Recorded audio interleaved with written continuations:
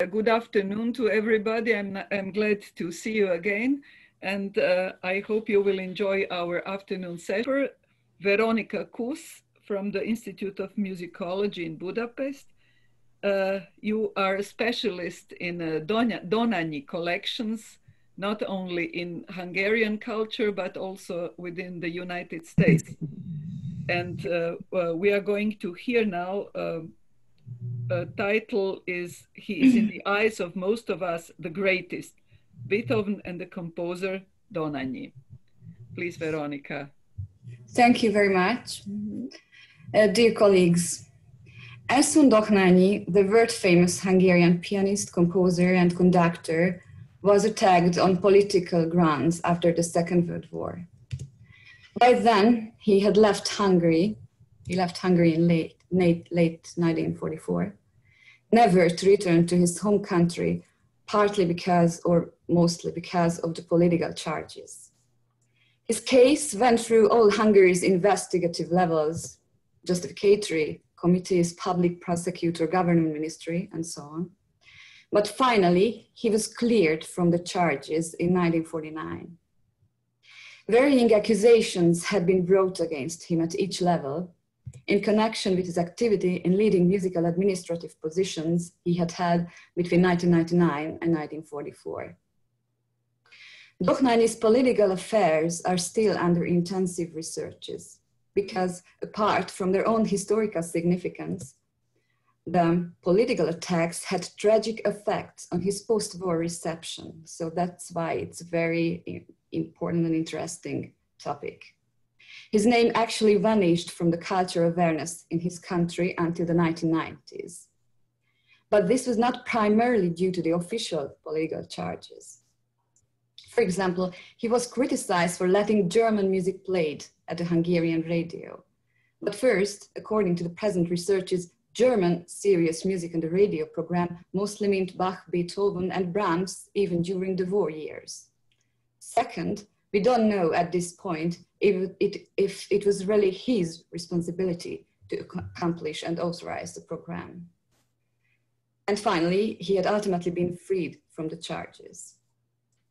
His exclusion would rather arise from a decision of the communist government and the general insecurity about him.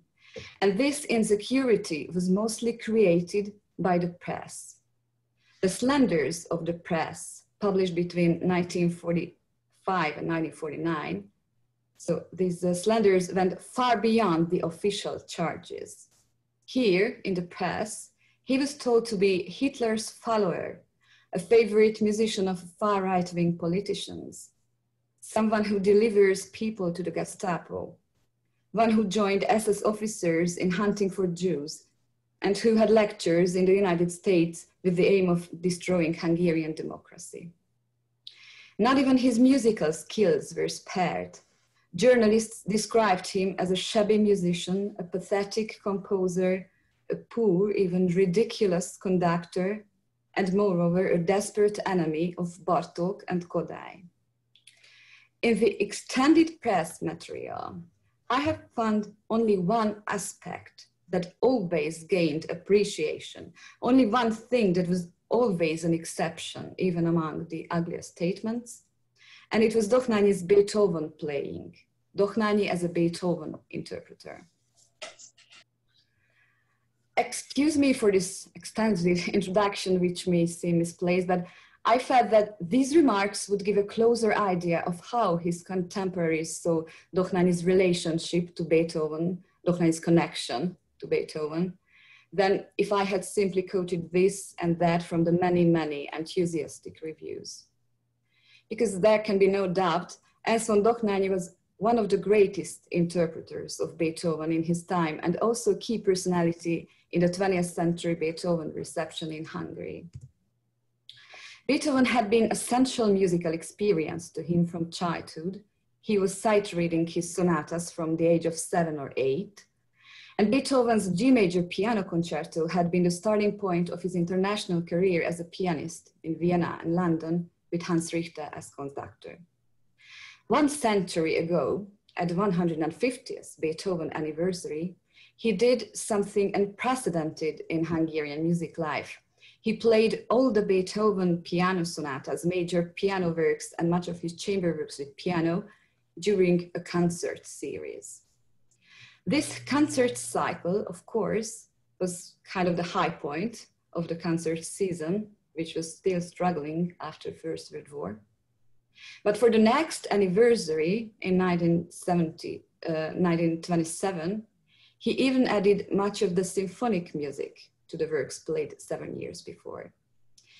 It was also very important that he performed once more all the Beethoven sonatas in Vienna directly after the Second World War.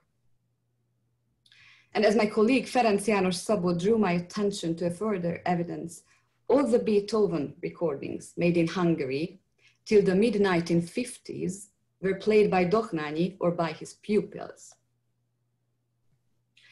These remarks on the Beethoven-Dohnányi relationship do not rest on my personal researches. It has many comments in the press. It was analyzed by his contemporary, Viktor Papp. It appeared in the memoirs of Dohnányi's second and third wives, and so on. It featured also in the first monograph by Bálint Vázsonyi, and in the works by a colleague of mine, Ilona Kovács. What has not been investigated before is the musical influence Beethoven may have had on Dohnányi, the composer. Dohnányi is generally seen as a post-romantic, yet it would be mistaken to simply call conservative this colorful compositional style. As one critic wrote recently, he was neither backward nor conservative, but an open-minded composer who took to himself from the streams of his age everything what fitted his personality, even modernistic elements, and derived from all these a very personal style that is many-sided, refined, and eclectic. But how could Beethoven, a much earlier composer, fit into his refined and eclectic language? We may hope an answer from a lecture recital by him on Beethoven's piano sonatas. It was written and taken during his late years for American university students, and we will hear about this text more in Péter Bozó's lecture in the next session. And by the way, this is the only longer text what Dohnányi wrote about Beethoven. But typically to him, typically because he was kind of shy in writings, so typically to him, he didn't make references to his own compositional ideas or personal influences Beethoven made on him. All we can draw on is a general comment. He says, Beethoven combined the expression of his subjective personal feeling with the objective architecture of the classical forms in a perfect manner, which cannot be surpassed. And perhaps this is why we admire him so much, why he is, in the eyes of most of us, the greatest composer. This general concept certainly marks Dohnányi's own works too, but it would be hard to probe it in a paper, rather in a book. So what I would like to do in the next few minutes is to pick up and show you some of the possible elements of this phenomena. One general aspect that springs to mind when seeking a Beethoven influence in Dohnányi's style is when, at the end of a cyclic composition, the main theme or several themes of the first movement and other earlier movements return. This technique was not only typical at Dohnányi, but absolutely and entirely general. We can say, and this is more than surprising, that all his works, without exception, cyclic or not cyclic, have thematic links between the extreme movements, or in the case of a one movement work, between the beginning and the end. So it's definitely a conscious concept by him, and it's likely that Beethoven had a part to play. So it's definitely, yeah. Sometimes there are more explicit references within the topic of the thematic recapitulations. For example, several analysts, among them Donald Francis Tovey, have found parallels between the recitative-like thematic returns in the last movement of Dohnányi's second string quartet and the concept of the Ninth Symphony.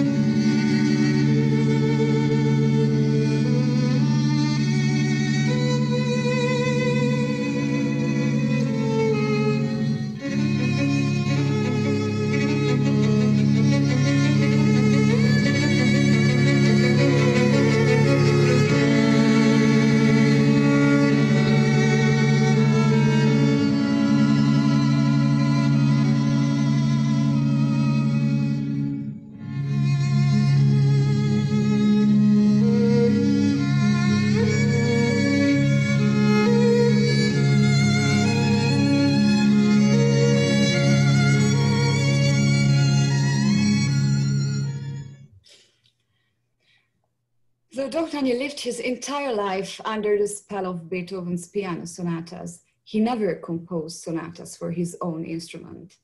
And maybe it's not a coincidence. I think it's definitely because of the closeness of the Beethoven sonatas. But there is a work that refers to Beethoven in genre, the Winterreigen cycle for piano. Let me show you its description by the composer himself. The title Winterreigen cannot be literally translated. Reigen means run, dance, but the word has also a figurative meaning for which there is no word in English. The 10 pieces were composed in 1905 after I left Vienna to assume a professorship at the Königliche Hochschule für Musik in Berlin. The Winterreigen was a farewell present to my friends in Vienna. Each piece was dedicated to a different one, but the dedication of the whole to the spirit of Robert Schumann is revealed in the first piece, Widmung, dedication, by its use of the first melody from Schumann's Papillon. The dedications of the 10 pieces and allusions in them are the subject of a short study by Robert Wilstein Gerwin entitled Self-Identification in the Romantic Tradition. He identifies influences of Schumann, Brahms, Mendelssohn, Liszt, Chopin, and even Grieg.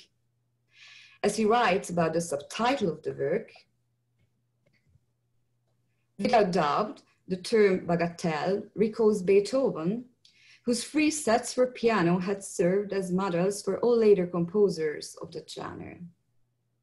He's absolutely right, all the more because he didn't know that, because it's a much earlier article than it was published, but the Beethoven bagatelles, notably the Opus 33 series, appeared very frequently on Dohnányi's piano repertoire.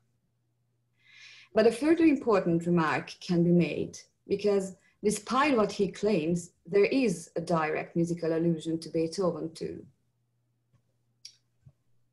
In number 2, the March of the Jolly Fellows, Gerwin notes the similarity to Schumann's Carnival, the March of the Davidsbündler, the similar title, I mean. And in my opinion, Dohnányi also refers here to Beethoven's Bagatelle in C major. The main themes match in motifs, rhythm, and even in the main pitches, and there is clear relationship in the clash of higher and lower registers, as there is in the similar rhythms of the 2 second themes, the melodic stagnation and accompanying figure in the left hand. And there is also parallel in Dohnányi to the scale-like motif beginning in the bass, in the trio, in Dohnányi's rather middle section, not a trio. And finally, the gesture of the final bars matches again.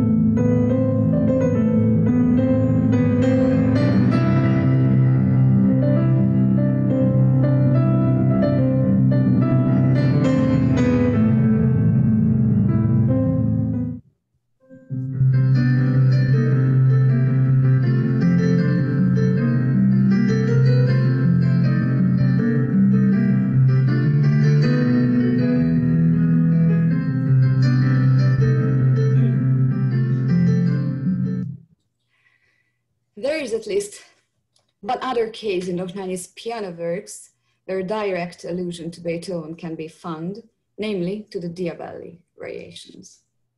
This allusion or allusions appear in his piano variations on the theme by E.G. But why does this particular work appear rather than the sonatas he had countlessly played? Indeed, how could this work, rarely played that time, come to the center of the attention of a young pianist? It's important to note that Dohnányi not only played many Beethoven works, but included some that were hardly known, especially in the early years of 20th century. His critics sometimes judged this attitude, but Dohnányi hardly cared about it. His biographers recall how some critics said the rondo a capriccio he included in an early concert in New York, a piece that was not worth playing. So Dohnányi played it more than 50 times during his life. The same occurred with Diabelli variations, as one critic wrote. Having tired out his audience with Liszt's B minor sonata, he then played the 33 variations that Beethoven obviously composed in a less opportune moment. Dohnányi first played the Diabelli around the compositional work of his E.G. variations, which would explain the similarity, or if you like, the allusion. By the way, E.G. stands from Emma Gruber, Dohnányi's friend, and the later Mrs. Kodály. More crucial than the allusion is the related compositional principle. E.g. variations is a typical example of developing variation. The latest edition of the New Grove Dictionary calls this type formal outline variation, as only the form and phrase structure of the theme remain constant in the variations while its motifs are developed. And though Dohnányi was only 20 years old when he wrote it, it's easy to recognize here his practices of motivic development that will be so essential in his later style. I can say that this piece is almost like a handbook for his development techniques. In the Dohnányi piece, we can identify the following basic motifs to be developed. And this analysis was inspired by Arnold Münster's analysis of the Diabelli variations. So the first motif is a short appoggiatura-like figure. And the second is the initial downward sixth, followed by a scale motion, ascending in the right hand and descending in the left. A tiny tonal hesitancy in the middle bars, chromatic scales in the inner parts, and moving in thirds. Now we listen to it.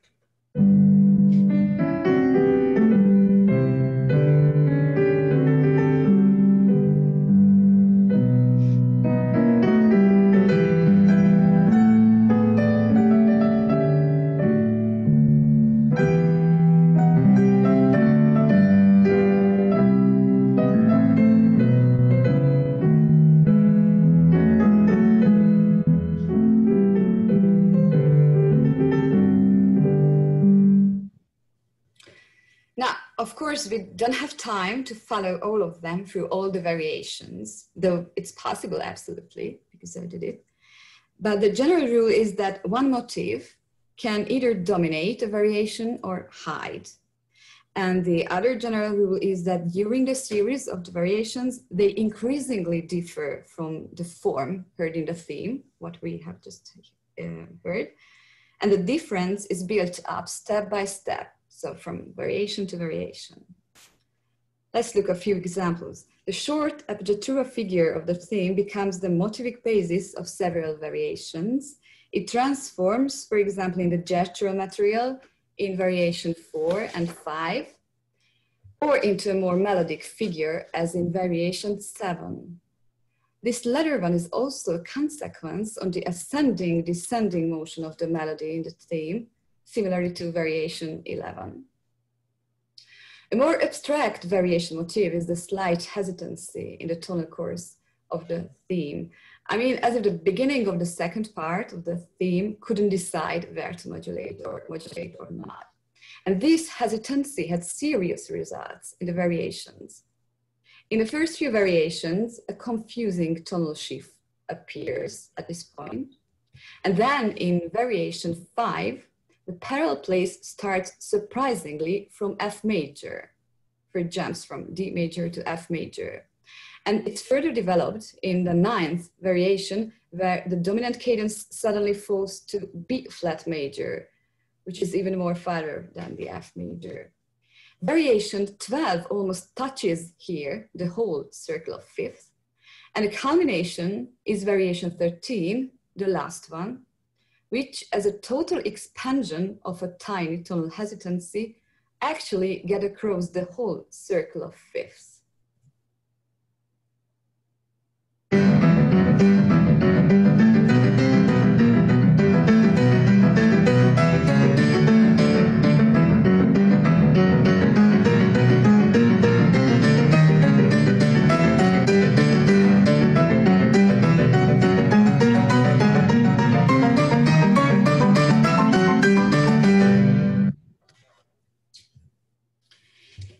Variations is not a frequently played work by Dohnányi, maybe because it's not a typical one of him in his piano output.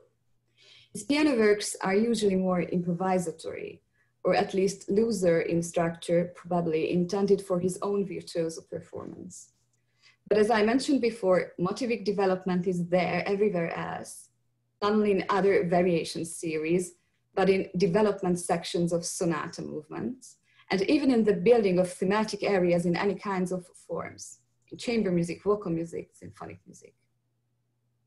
To sum up, the strong presence of the Beethovenian development variation at Dohnányi probably says more of the depth and profundity of the influence than a few allusions or genre references could. As Dohnányi himself put it in an interview, Beethoven didn't break through the form, but he filled old forms with new content, which his followers took as a starting point. Beethoven was great precisely because he didn't need to alter traditions and yet could express his ideas in full. Could more than that be said by one of Beethoven's greatest interpreters? Maybe less about Beethoven than about himself and his own compositional ideal.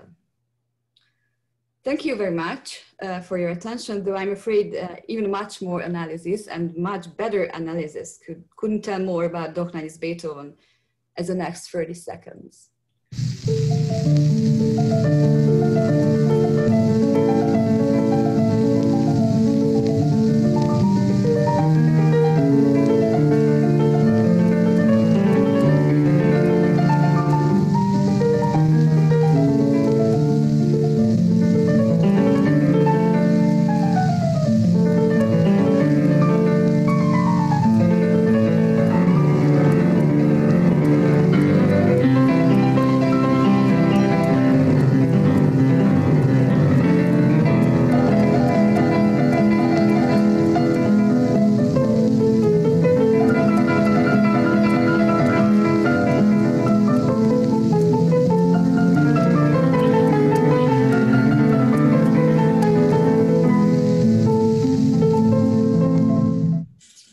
Thank you very much.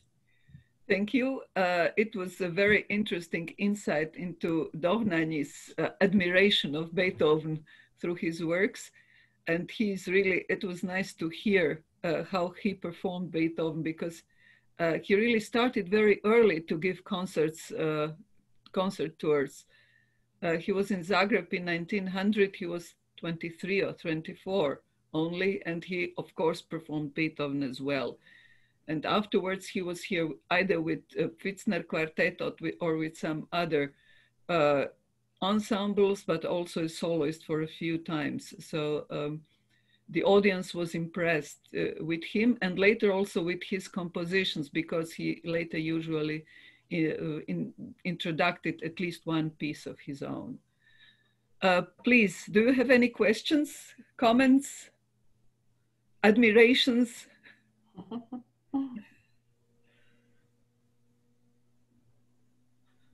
It is really a pity that he emigrated, but I can understand him very well. I mean, yeah. In the United States, he was really appreciated very much, as far as.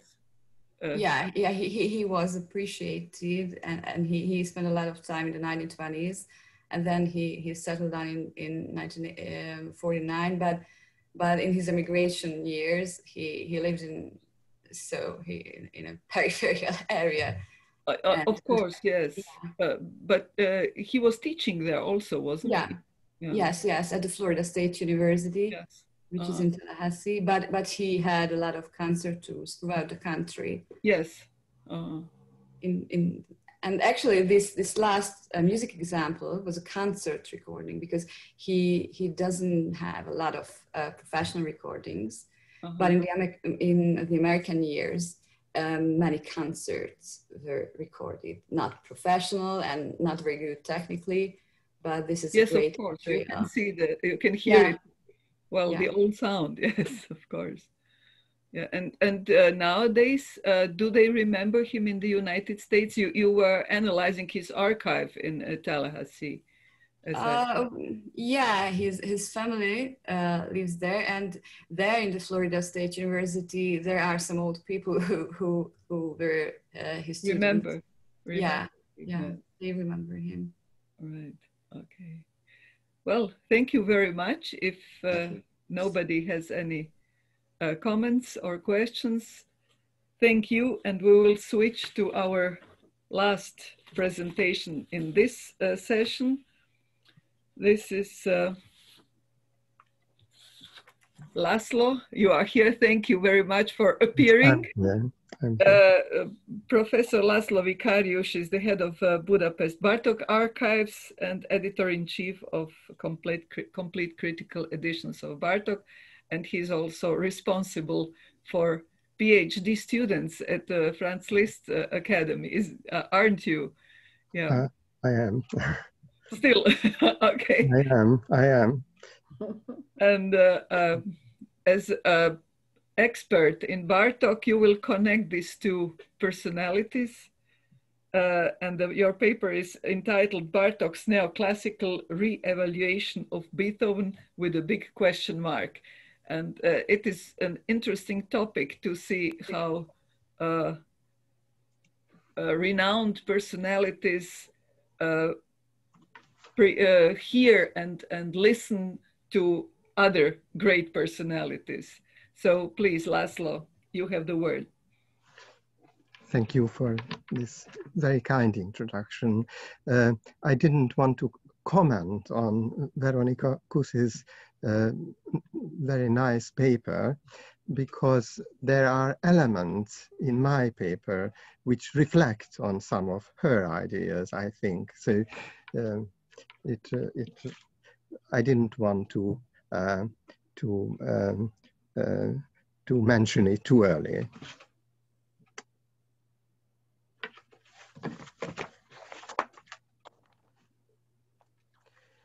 When relating his encounter with Igor Stravinsky in 1922 in Paris, Bartók described what he was informed was considered the objective theory of music. The objective theory of music spreads dangerously, although its principles are not at all clear. This new theory manifests itself in a very strong opposition to Beethoven. In England, for example, an anti-Beethoven society was formed. I don't know who founded it. It's possible that they are quite shady characters. Bartók notes, the writer of the report, music critic Alakulását, adds, he in no way identifies himself, by the way, with Stravinsky's ideas.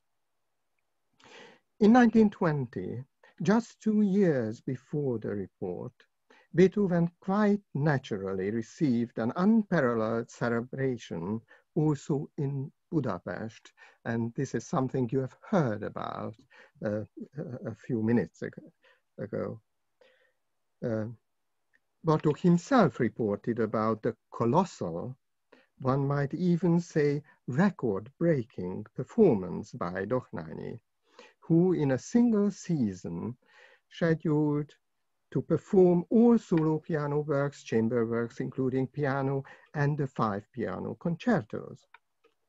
Bartók's reaction to the idea of any fundamental revision of Beethoven's central role in the history of music appears to have been genuine surprise on the occasion of his first West European tour in 1922, after the First World War had ended, when he could finally give concerts in England, Paris, and Frankfurt, where he could also participate in the first performance of his opera and ballet outside Hungary. He must have realized quite soon that the tendency towards a decisive re-evaluation of Beethoven's music was indeed spreading. Answering the question of the poet Dezső Kosztolányi in 1925, in what direction is new music proceeding? Bartók mentioned again the, for him, somewhat disconcerting new criticism towards Beethoven. I quote, "One of the slogans is away from romanticism, the other neoclassicism. They even consider Beethoven romantic. The trend already began with Debussy and is reaching its peak with Stravinsky, who states that Beethoven might have been a great man, an excellent character, but on the other hand, was absolutely not a musician. Naturally, I don't agree. Maybe it's possible to assert that he doesn't orchestrate like Mozart, but I enjoy the eroica as much today as I ever did." Finally, it was probably in November 1927, just before setting off for his first American concert tour, that he described his own neoclassical turn in a letter to young German musicologist Edwin von der Null. Although far from disavowing Beethoven, he now also considered it timely to emphasize his recent growing interest in the music of the Baroque period. "In my youth, my ideal of beauty was not so much the style of Bach or Mozart as that of Beethoven. Recently, this has changed somewhat." A well-known late photograph taken in his home in 1944 with Anne Chanet, a piano teacher who recorded Bartók's verbal comments on almost all pieces of the Mikrokosmos, shows Bartók's study and rented piano. Composers' portraits are handsomely arranged on the wall. Schumann is in the center. A reproduction of Hungarian painter Mihály Munkács's famous Liszt portrait hangs above it. To the left, Brahms, whereas below, Busoni can be seen. Finally, to the right, a blurred portrait, probably based on Joseph Karl Stieler's oil painting from 1819, shows and represents Beethoven.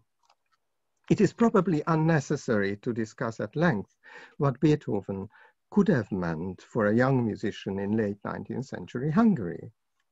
The 11-year-old Bartók at his early debut concert in 1892 played the first movement of the Waldstein Sonata along with his then chef-d'oeuvre, The Course of the Danube. With 12 years, he had several opportunities to accompany a local amateur violinist, playing, among other works, the Kreutzer Sonata, Bartók's own piano arrangement of the first fugue movement of the string quartet in C-sharp minor, opus 131, heard at a concert of the Vienna Helmersberger Ensemble on the 12th of December, 1895, when Bartók was aged 14, also survives in his youthful hand. 12 years later, in a letter to Steffi Geyer, he still vividly recalled his early fascination with the work. The young Bartók's purchase of the Missa Solemnis from his earning for piano lessons is mentioned in a recollection of his mother. His piano professor at the Academy of Music, Liszt pupil István Tamán, invited him to listen to a Budapest performance of the 9th Symphony under Hans Richter's baton.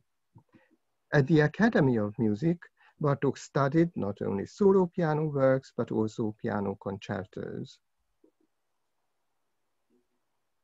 He even performed at a student's recital the C minor concerto with his own cadenza, a manuscript of his orchestration of the first 194 bars of the sonata in C minor, opus 13, the Pathetic, is part of his Hungarian estate.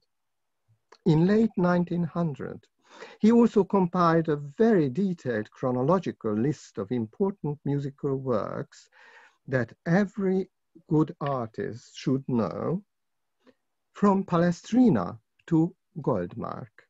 On the list, it is only Beethoven whose complete oeuvre is practically included, mentioning sämtliche in many of the genres, symphonies, piano and chamber sonatas, string quartets, etc. The repertoire studied under Thomann is fortunately also known from the professor's surviving record books.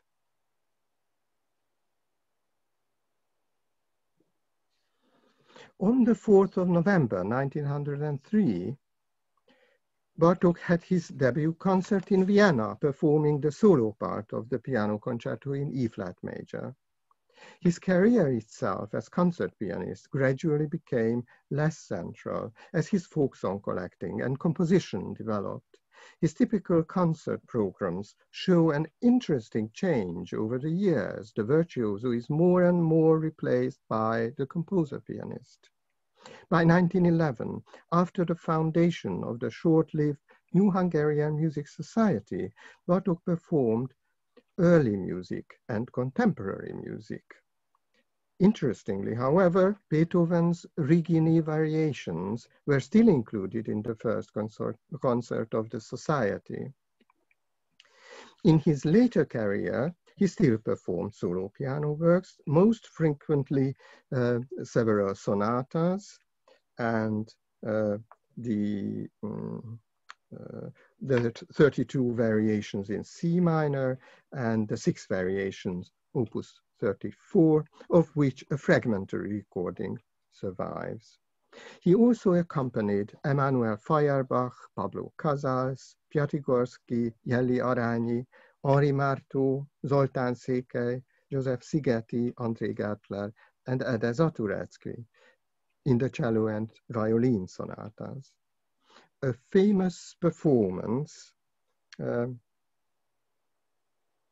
with József Szigeti of the Kreutzer Sonata was recorded as part of their 1940 concert at the Library of Congress in Washington.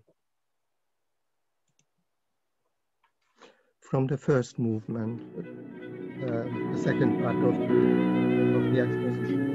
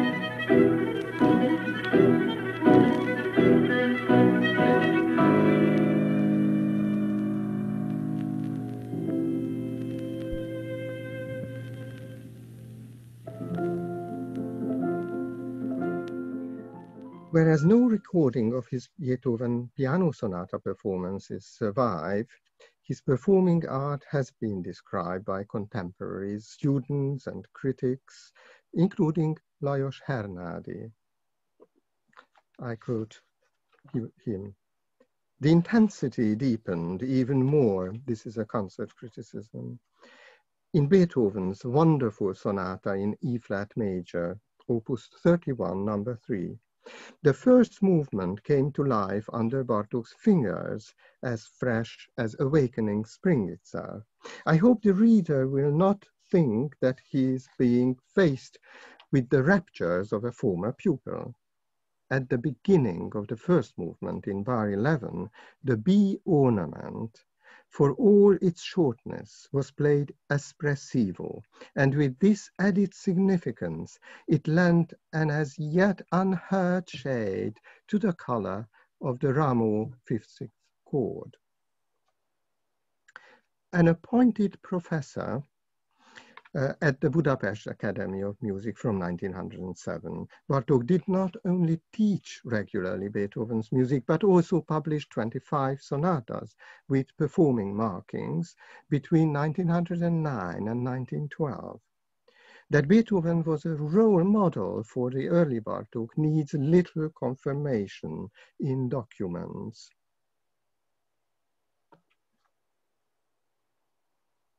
Suffice it to quote his 1903 letter to his mother containing a forwarded message for his sister, Mrs. Gruber, the same Gruber for whom the GE variations were written. Mrs. Gruber likes the 4 songs very much.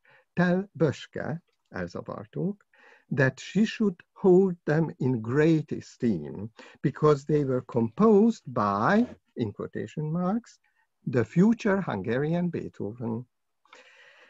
After the great romantic disappointment because of his unrequited love to Steffi Geyer in 1908, Bartók purchased a Beethoven portrait in Artaria's bookshop in Vienna, most probably the one we can still see on the photo of his study in New York. Finally, he remarked in his 1911 Jubilee article, Liszt's Music and Today's Public, it is not given to every composer to be able, like Beethoven, to break down every difficulty himself and to create perfection in every single work.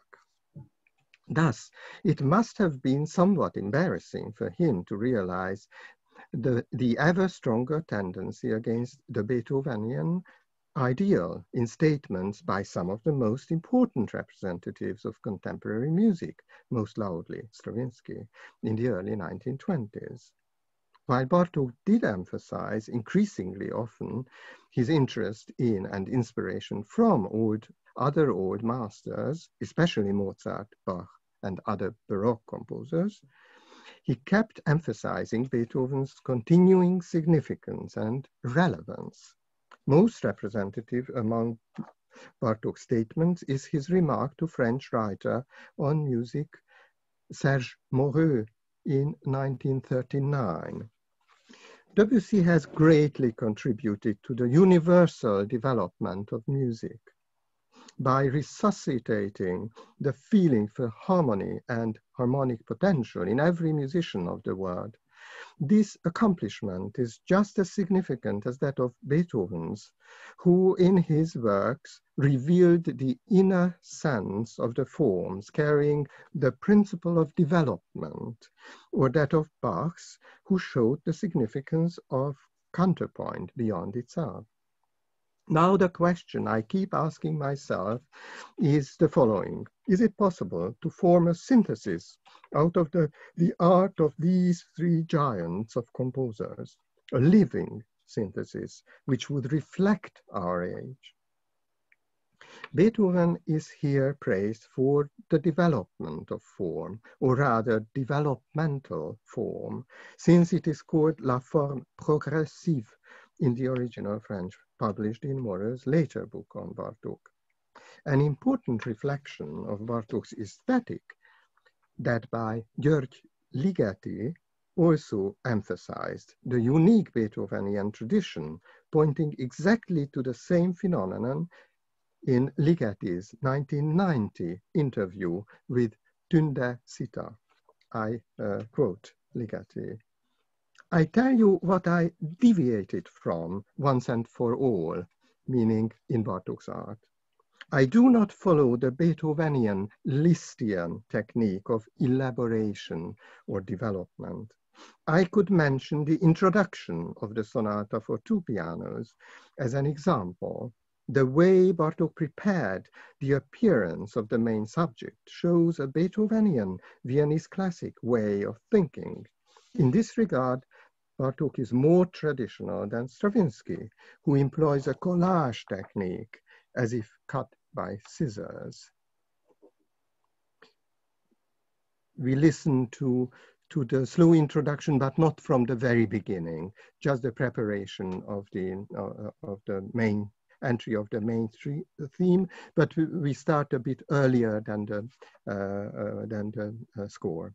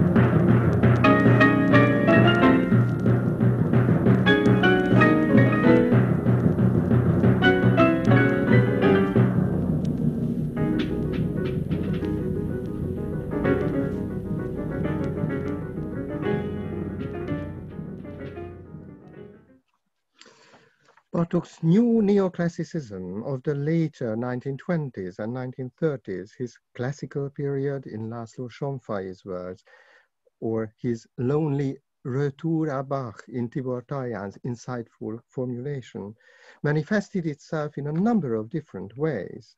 Bartók's choice of genres in and after 1926 puts into special relief the piano concerto, or if we generalize, the concerto.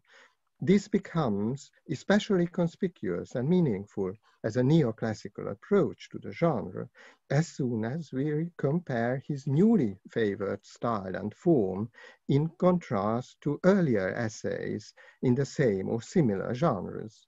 Bartók's violin concerto of 1937-38, with its three-movement structure, the significance of the sonata principle, and the inclusion of cadenzas, might starkly contrast with the two-movement, partly freely structured early violin concerto written for Steffi Geyer and only published posthumously. Furthermore, Bartók's first composition for piano and orchestra, Rhapsody, Opus 1, privileged quite naturally Liszt as romantic model for national Hungarian music. His later piano concertos completely abandoned the combined form of the Rhapsody and employed and revised the traditional three-movement structure.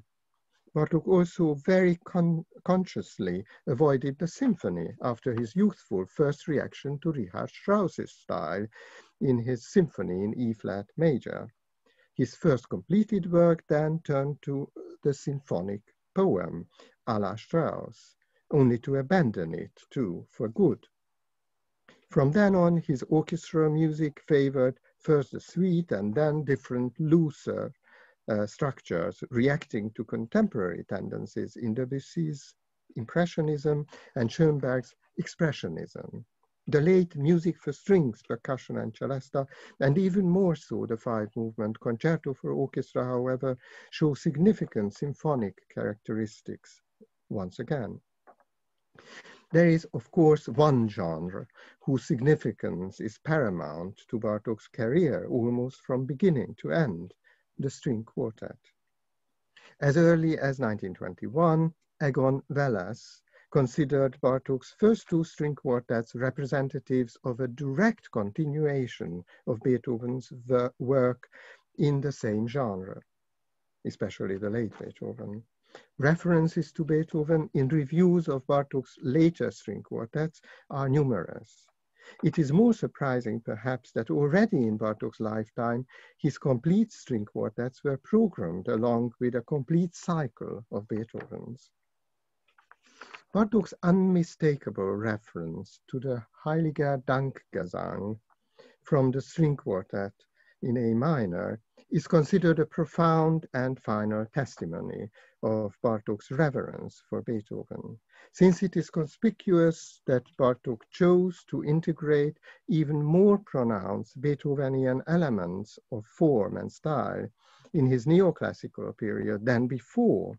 It is probably not unjustified to consider whether he himself might have re-evaluated Beethoven in a neoclassical way, which contrasts with his earlier reliance on a Beethovenian model mediated through the Romantics. This reformed model then should have been salient in preserving Bartók's own special voice within the modern idioms of early 20th century music. And with this, thank you for your attention. Thank you, Laszlo. It was marvelous to see and to hear differences of reactions of two contemporary musicians, pianists, to the same pieces and to the same author. It was really interesting to compare Dohnányi and Bartók's reactions. Any questions, please? Any comments?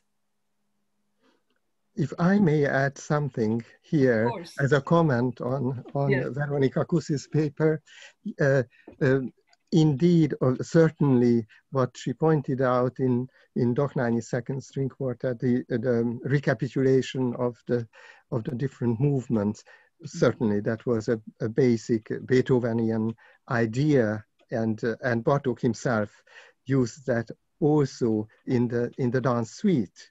In 1923. Yes, and you both did so thorough analysis that really comes out the real results. You don't just pick phrases, but really it founded very well in your analysis.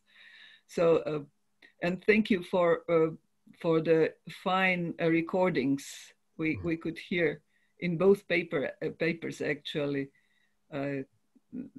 It's great, and this violin piano piece also is very interesting in expressivity of the.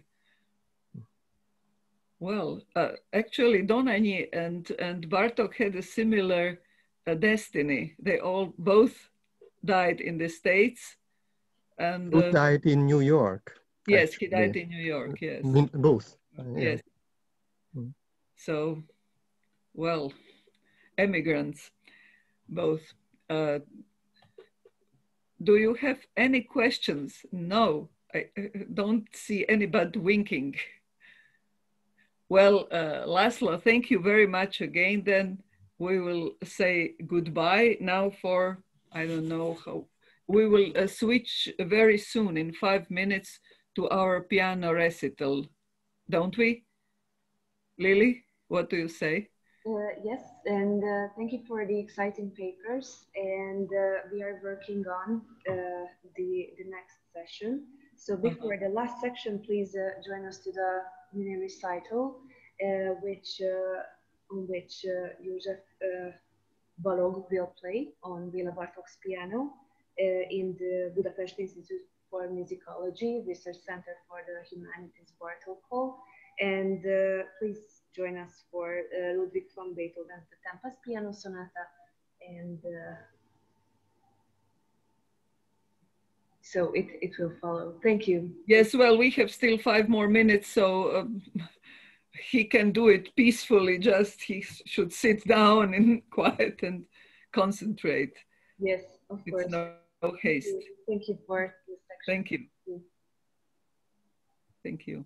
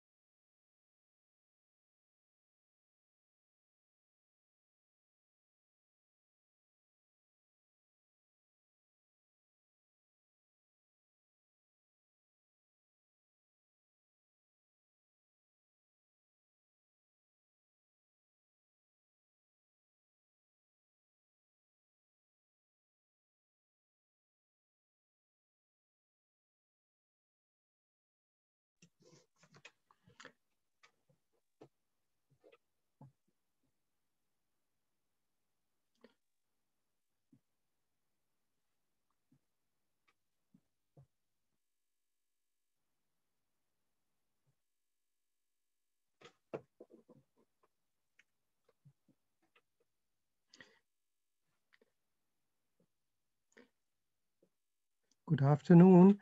I'm asking Lily whether I can start or whether we, yes. Then good afternoon to everybody present. And I am glad to introduce our last speakers at our Beethoven reception conference in Budapest at the Institute for Musicology. We have 3 more papers in this last session. And I think at least at the beginning, we are back with wider issues about the symbolism of Beethoven's music. And I am happy to introduce you, our Greek colleague, Alexandros Charkiolakis, if I pronounce it correctly. Great. Thank you. My experience is only confined to ancient Greek, not. Oh, okay, yeah, but you did very, very well. Thank you very much. Dr. Charkiolakis is director of the Friends of Music Society, which sounds very much like Gesellschaft der Musikfreunde. It does actually, yes. In Vienna. Dr. Charkiolakis studied both in Athens and at the University of Sheffield.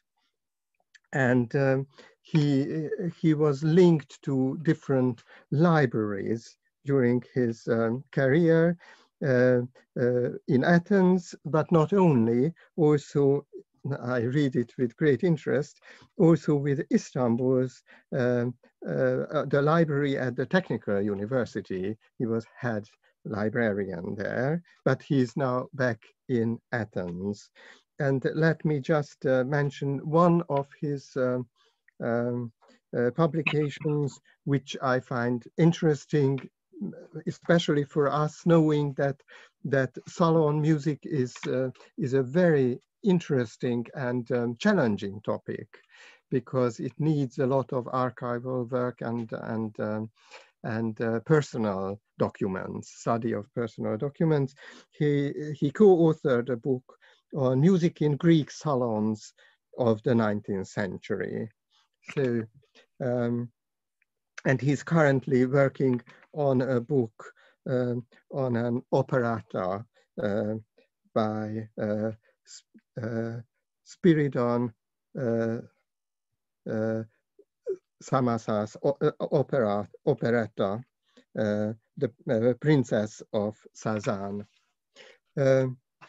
The title of his paper, Heroism, Resistance and Sentiment, 2 events full of Beethovenian drama. Please. Thank you very much for the introduction. And thank you for having me in this great conference. And I mean, unfortunately, the pandemic hasn't made it possible for all of us to be in Budapest as we would have been. But nevertheless, even through these, it has been a great day that I have been following some papers from the afternoon, from earlier, and the high-class papers. So thank you very much for including me in these, in such an esteemed company. So let me just start my PowerPoint, and I will get directly into it. Probably you can see it now, correct? Good. Yes, thank you.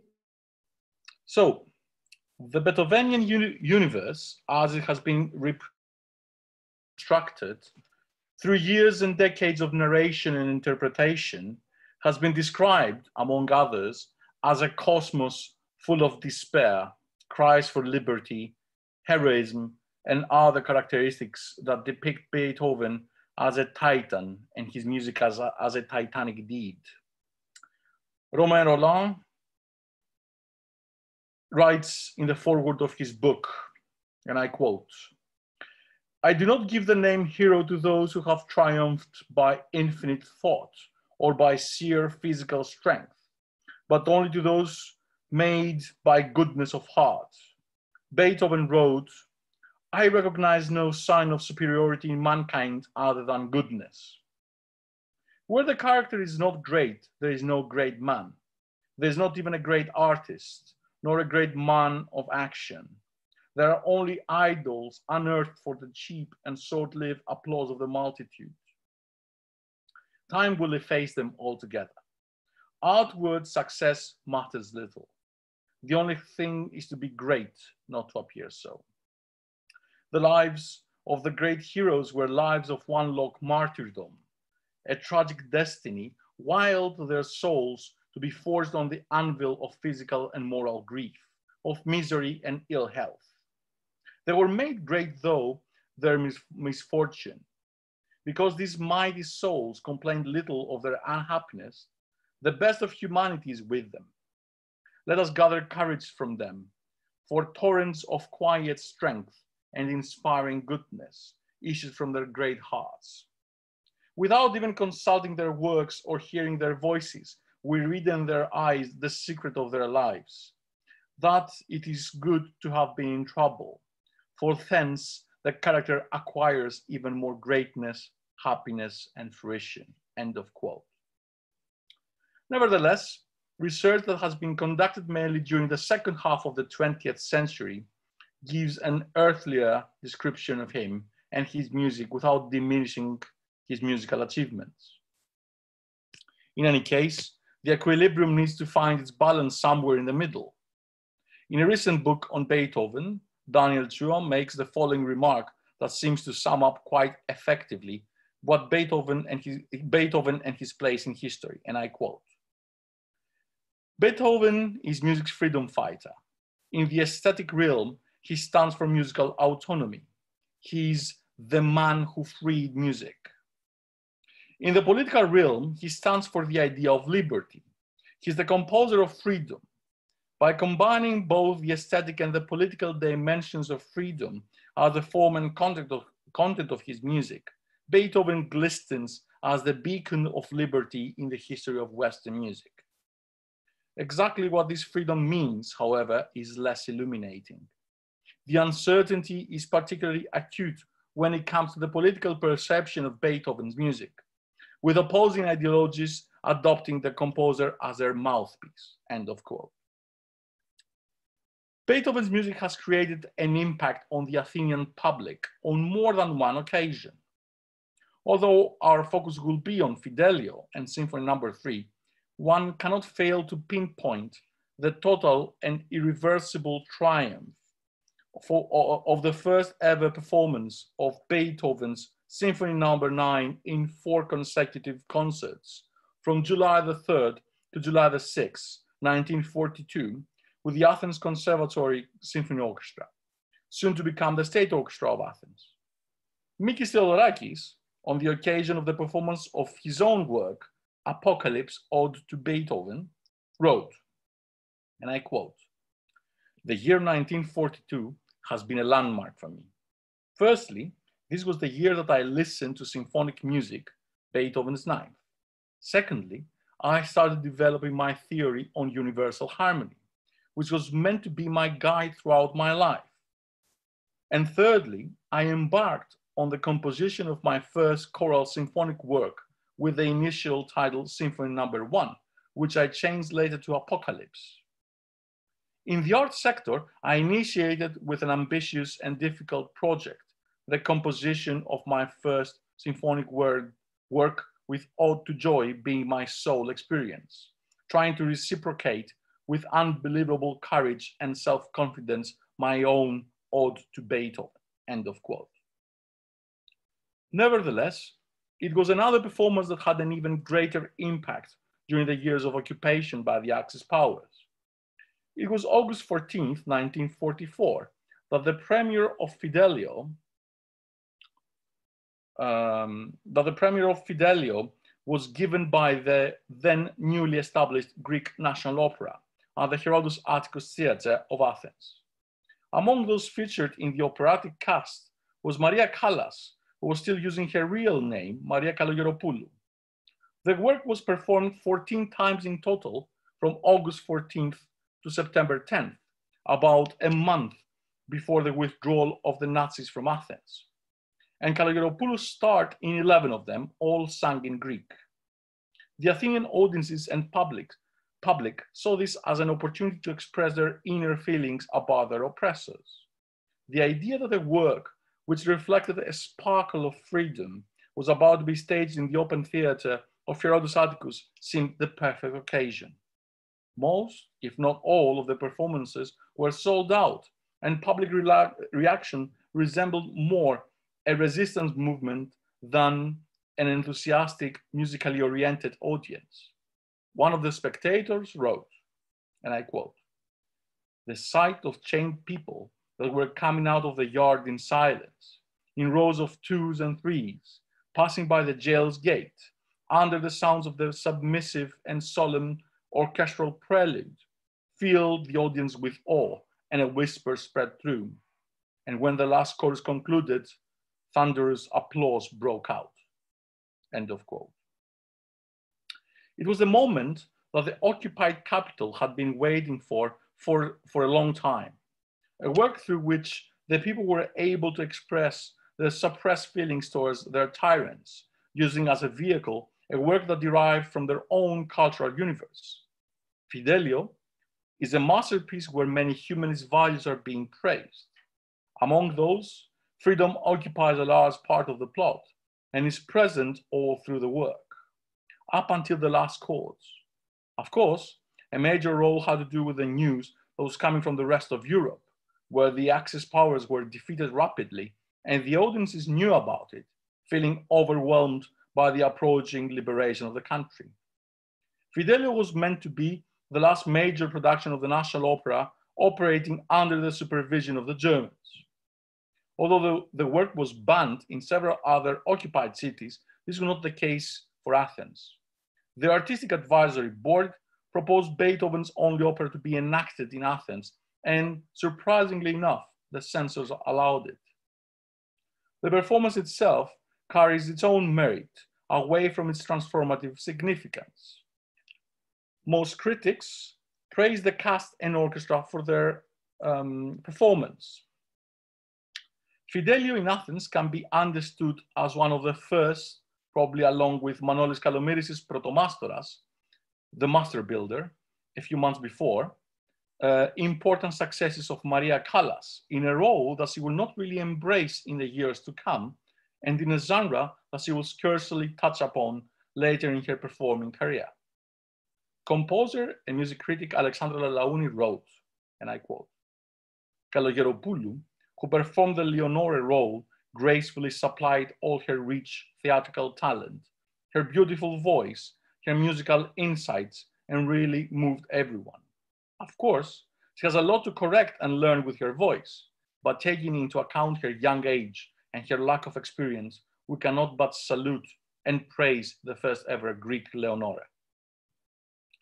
Fidelio is the only opera Beethoven composed throughout his lifetime, and unique and condensed sample of Beethovenian dramaturgy, which in fact contributes towards the development of the romantic opera genre, as this will unravel in the decades to come after Fidelio's premiere performance.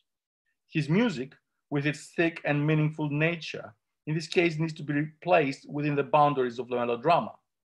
However, on those nights in Athens, during a repressive and endless present for the contemporary audiences that attended, Beethoven helped them realize what it is to feel free and liberated from a tyranny. It was a moment of rebirth and resurrection for the exhausted Athenian public, a performance that many remembered later as a breaking point and escape from the chains that they had been bearing for more than 3 years. Wilhelm Furtwängler probably put it very well in Salzburg in 1948, when he said that Fidelio is, and I quote, Beethoven himself. It is this nostalgia of liberty that he feels, or better, that he makes us feel, end of quote. Although this incident has been inscribed deeply in the character of Athens and its citizens, and although it remains a monumental and significant moment within the modern history of this city, connected with Beethoven music, an event that has been perceived as a moment of resurrection for many, Beethoven's music has also been connected to another major event that took place a few years later. This time, it was not a moment of ecstatic cry for freedom or a happy occasion, which was enriched with Beethovenian grace. On the contrary, it was a moment of mourning and sadness. It was November the 2nd, 1960, when the legendary conductor Dimitris Mitropoulos died in Milan during a rehearsal of Gustav Mahler's Symphony No. 3, that was to take place a few days later. He had just arrived from his performance of the same work in Cologne with the Cologne Radio Symphony Orchestra. His last public appearance, as it turned out to be. During that morning, when Mitropoulos collapsed at the podium, he was evidently pale and exhausted, as was described by musicians present at the incident. He suffered from a coronary attack that actually killed him almost instantly. Dimitris Mitropoulos, who had constant health issues during the last years of his life, had made all preparations in case of passing. A letter that was found on him stated that he wanted to be cremated and that his ashes should be given to his former student and heir, James Dixon, and if he wished, he could donate the urn with its contents to Greece so that Mitropoulos' burial could take place there. The procedure was followed according to Mitropoulos' wish, and his body was taken to Lugano in Switzerland for the cremation process. William Trotter, who wrote the most comprehensive yet probably sole biography of Mitropoulos, writes, "The government of Greece sent a C-47 military plane on the day following the cremation, and the ashes were taken back to Athens by Theodore Vavagiannis. That same afternoon, a ceremony was held in Mitropoulos' honor at the theater of Herodos Atticus, and the urn was placed on public view for 3 days at the Athens Conservatory." What Trotter describes as a ceremony was actually an event full of sentimental climaxes and revealed the magnitude of Mitropoulos' personality and presence for a country and a nation that desperately needed heroes that would make them proud outside the country's borders. In any case, this was already revealed a few years before the conductor's death when he visited Athens to perform in 1955, and admiration poured out from Greek music lovers and admirers. The procession of the day that the conductor's ashes arrived in Athens was as solemn as it could be. The military plane carrying the urn arrived in Athens in the afternoon of November 6, 1960, and Theodoros Vavagiannis climbed down the airplane stairs, holding a box that contained the ashes of Dimitris Mitropoulos. A guard of honor by the then Royal Air Force formed a passageway in front of the airplane, attributing appropriate honors. Governmental officials were waiting to escort Vavagiannis at the next station of Mitropoulos' last journey in Athens. A car carried the company to the Herodos Atticus Theatre, the Athens Open Theatre in which Mitropoulos had performed several times during his Athenian career. There, a large crowd had been waiting for the urn to arrive. Although it was already winter and concerts were not held anymore for that year at the theatre, the stands were all occupied by those who wanted to pay their last respects to Mitropoulos. The box that contained the urn was covered now with a Greek flag, and Panagiotis Kanelopoulos, vice president of the Greek government and member of the Academy of Athens, paid his respects by laying some flowers on behalf of the Greek government when the urn entered the main stage of the Herodos Atticus Theatre. However, apart from the large crowds that were standing still at the stands and the officials who performed their duties, the most important feature of that evening was about to come. The State Orchestra of Athens, the orchestra with which Mitropoulos spent a substantial amount of his career, was already in position, waiting to perform what must have been the most sentimental and heartbreaking moment of the ceremony. Vavagiannis proceeded with a covered urn and placed it on the maestro's podium in front of the orchestra, and the musicians sat down to perform Beethoven's funeral march from his Symphony No. 3 without a conductor. After the performance, the urn was moved to the Athens Conservatory in order to remain there with an honorary guard formed by students until it was laid in the Athenian soil at the first cemetery of Athens. Apart from its sentimental value, the above incident has a lot to say about the significance of Beethoven's music in order to enrich such a dramatic moment. For the Greeks, Mitropoulos represented something beyond human, a great fellow compatriot who had managed to excel beyond the limited borders of his country and was hailed and praised as one of the great ones.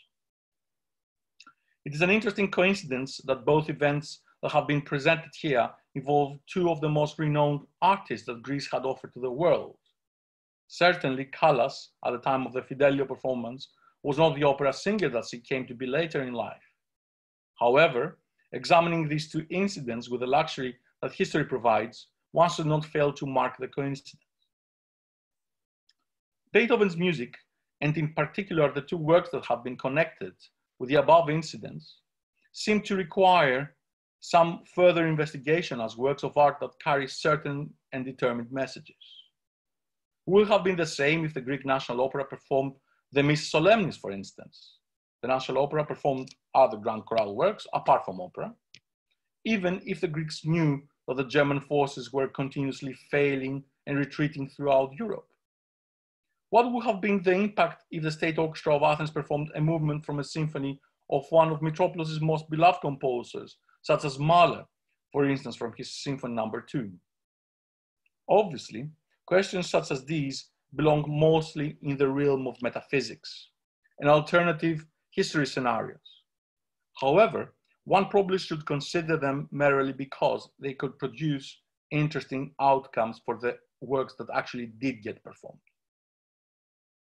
Fidelio, apart from its virtues as an artwork, can be considered firstly an act of praise to the Republican spirit and subsequently to French Revolution. But apart from these, which are fairly well known, one should not neglect to compare the circumstances under which the opera, then still operating with the title Leonore, was premiered back in 1805. Vienna at the time was occupied by the French army. Many of the regular concert goers were not there because they had fled the city to safer places. The premiere was not full and there were many officers of the French army attending. Strangely enough, the situation of the 1805 premiere resembled the situation in 1944 Athens, which was also a premiere of the work in Greece. Setting aside coincidence and looking at this work closely, one must refer to the political messages that it carries. On one level, Fidelio discusses the love and devotion that the wife has for her husband. But on a different level, the opera exists in order to praise freedom and democracy. John Bokina makes a rather interesting remark, and I quote, "Republican politics are also distorted. The closing scenes of the opera are heavily laden with the symbols of revolutionary republicanism. Trumpets recalling the storming of the Bastille, the movement from the darkness of oppression through hope to the light of emancipation, the identification of this emancipation with both the slogans of the revolution and popular aspirations. But the political content of this opera mixes the symbols of revolutionary republicanism with a literal restoration of a properly constituted monarchy." End of quote. One should remember that Beethoven reflects upon his own times when he composes Fidelio. The content carries a strong political message that fits the time frame within which it is composed, but it also carries a political message that surpasses Beethoven's contemporary situations. Tyranny and oppression should not be the norm and substitute for freedom. Actually, observing the work as it probably stood out in 1944, and neglecting all conceptual meanings that have application in the beginning of the 19th century when it was premiered, the aftermath that is delivered will have made direct connections as an anti-oppression, anti-Nazi work, probably for any audience in Europe that had suffered under the Nazi boot. Therefore, the surprise would have been if the Greek audiences did not feel connected and responded differently. Fortunately, the Athenian public still seemed to have the instinct for such a connection and acted accordingly. Symphony number 3 has a long background history and has been the item of research for far too many, not only because of its vastly interesting musical material, but also because of the discussion and subsequent withdrawal of the Napoleon dedication. And of course, its performance history. In any case, though, this text does not refer to the work as an individual piece of high art and craftsmanship on Beethoven's behalf, but investigates the choice of a specific second movement that accompanied and marked the commemorative event held in Athens for Dimitri Mitropoulos. Imagine being in Athens during a November afternoon in 1960, and people decide to gather at an open theater to pay their last respects to the ashes of a great Greek musician. The choice of soundtrack was of the utmost importance. We're not sure how the State Orchestra of Athens decided to accompany this ceremony by performing the second movement, the Funeral March, of Beethoven's Symphony No. 3. We actually do not even know who decided that this should be the work that they were to perform. Maybe it was a work that the orchestra felt comfortable performing without a conductor and within the emotional burden experienced by the individual players. After all, many of the members of the orchestra at that time were friends and colleagues who knew Mitropoulos since their conservatory years. It is difficult to imagine how difficult it was for them to play through any piece of music and sing the urn that carried the ashes of a dear friend. Therefore, it might have been just a safe choice. What if, though, this was a choice that suited their aesthetic understandings? Instead of performing an excerpt from a Mahler symphony or even Mitropoulos' composition Burial from his youth that made such an impact when it was first performed with him conducting the same orchestra about 40 years before his death in Athens. What if they felt that this was the appropriate work to be performed on such an occasion? One might want to focus on the actual subtitle given at its first edition, which was Sinfonia Eroica, composta per festeggiare il sovvenire di un grande uomo, meaning that this was a heroic symphony that was composed to celebrate the existence of a great man who was not named, probably not Napoleon anymore. It's a work of praise and not only a mourning for the lost soul of a great man. Would that feel appropriate for Mitropoulos then? Probably yes, even if it happened by coincidence, even if it was performed because this was the piece that the orchestra was able to play. Sometimes coincidences and aesthetic ties that appear between people and art might be stronger, even if it is approached with a pinch of salt and constructive imagery. Mitropoulos was truly a great man in the Beethovenian sense. He managed to achieve the impossible of launching a career in one of the major centers for music in the world, leading some of the greatest orchestral ensembles that existed. He had a busy and fruitful career that helped music move forward by regularly helping and performing the works of young composers who had limited access to orchestras in order for their music to be heard and reach American and European audiences. In the end, I believe that this work, with all its background, suited Mitropoulos' arrival at the podium of the State Orchestra of Athens, even if it was not conceptualized as such. It was the perfect fit for a man of Mitropoulos' caliber, and it represented his output in the most suitable way. In this paper, I try to discuss two incidents that had a shattering effect in Athens and on the public in different periods and situations in time. One had to do with a quasi-celebratory event, since the Nazis were on the verge of losing the war, and that was a known fact, and the other with the arrival of the remains of someone who was considered to be one of the greats. Beethoven's music marked both events, maybe as a choice, had to do with fortune and luck, but in the end, it has inevitably marked both in the most crucial and convincing way. Beethoven's music and character, as they were especially perceived back in 1944 and 1960, a far more different perception than the one we have now, settled nicely in order to create two Promethean or even Titanic stories. This is just to remember some attributions that have been largely attributed to Beethoven by his admirers. And these bear all the elements necessary to become not only a part of Athens' music history landmarks, but also to be considered social history in the making.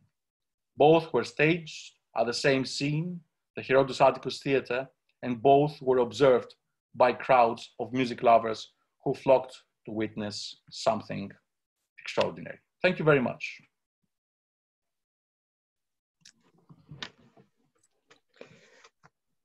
Thank you, Dr. Harkiolakis. Thank you for this very nice paper and these important glimpses into Athens. Important musical moments. We are reminded now of two great international musicians, being, of course, or having been of Greek, originating in Greece, Maria Callas and Mitropoulos. And I think the two events were truly revealing. They focused on two different uses of Beethoven's masterpieces. One, the Liberation opera, and it was fantastic to see in contrast to the very sad, if I may say so, paper by Fritz Strümpi, the abuse of Beethoven celebration in Vienna, and Beethoven as liberator during the occupation. And of course, Eroica is a key work for European music history, and maybe it was just a comfortable choice, as you pointed out, or a possible choice for the orchestra, who decided to perform without a conductor to express their reverence in memory of Mitropoulos. They chose the funeral march from Eroica, the real one of the real funeral marches by Beethoven, and not the one which was just attributed to him, about which we had a paper earlier. Is there any questions or remarks? Of course, the paper had a lot to do with other papers which were presented in this conference, which pointed out the significance, the symbolic significance of Beethoven's music in different locales within Europe. And Fidelio, for example, was also significant for other papers. And so I wonder whether there is still some questions or remarks, views from other perspectives. If not, I would be happy to ask just a very, very general question about music education in 20th century Athens. What is the role of German music and Beethoven's music in general music education in Athens, if it is not a too large a topic to discuss? It's not a too large a topic, because actually it falls within the general canon. I mean, in musicology departments, Beethoven symphonies being treated as of course, as it is, the canon of, like you learn sonata form on Beethoven. Yes. And the same goes with the conservatories, those who learn like piano, they play all the standard repertoire. Nothing too extraordinary, but nothing less than the usual, let's say. It is what is expected from a Beethoven, I mean, the position of Beethoven in the world. Yes. I'm only asking, I dare only ask this because Athens is a little farther away from the German cultural area than, for example, Budapest, where it was quite natural to. The issue, though, here is, since you point that out, is that the conservatory education, as it has been established earlier at the 19th century, I mean, the Athens Conservatory, the first institute in Greece that was established in 1871. But especially after the reformation of it in 1890s, the base is it has to do a lot with the German system of I mean, the German repertoire discussed and learned in conservatories. Mm-hmm. So. Thank you. Yeah, it comes from that. Yeah. It comes from that perspective. Of course, it has changed over the years. It has been enhanced and flourished, but it has a close connection. Yes, of course, the institution itself was probably modeled on. When we say institution, we mean the whole framework of the thing as it has been built. Thank you. Thank you very much.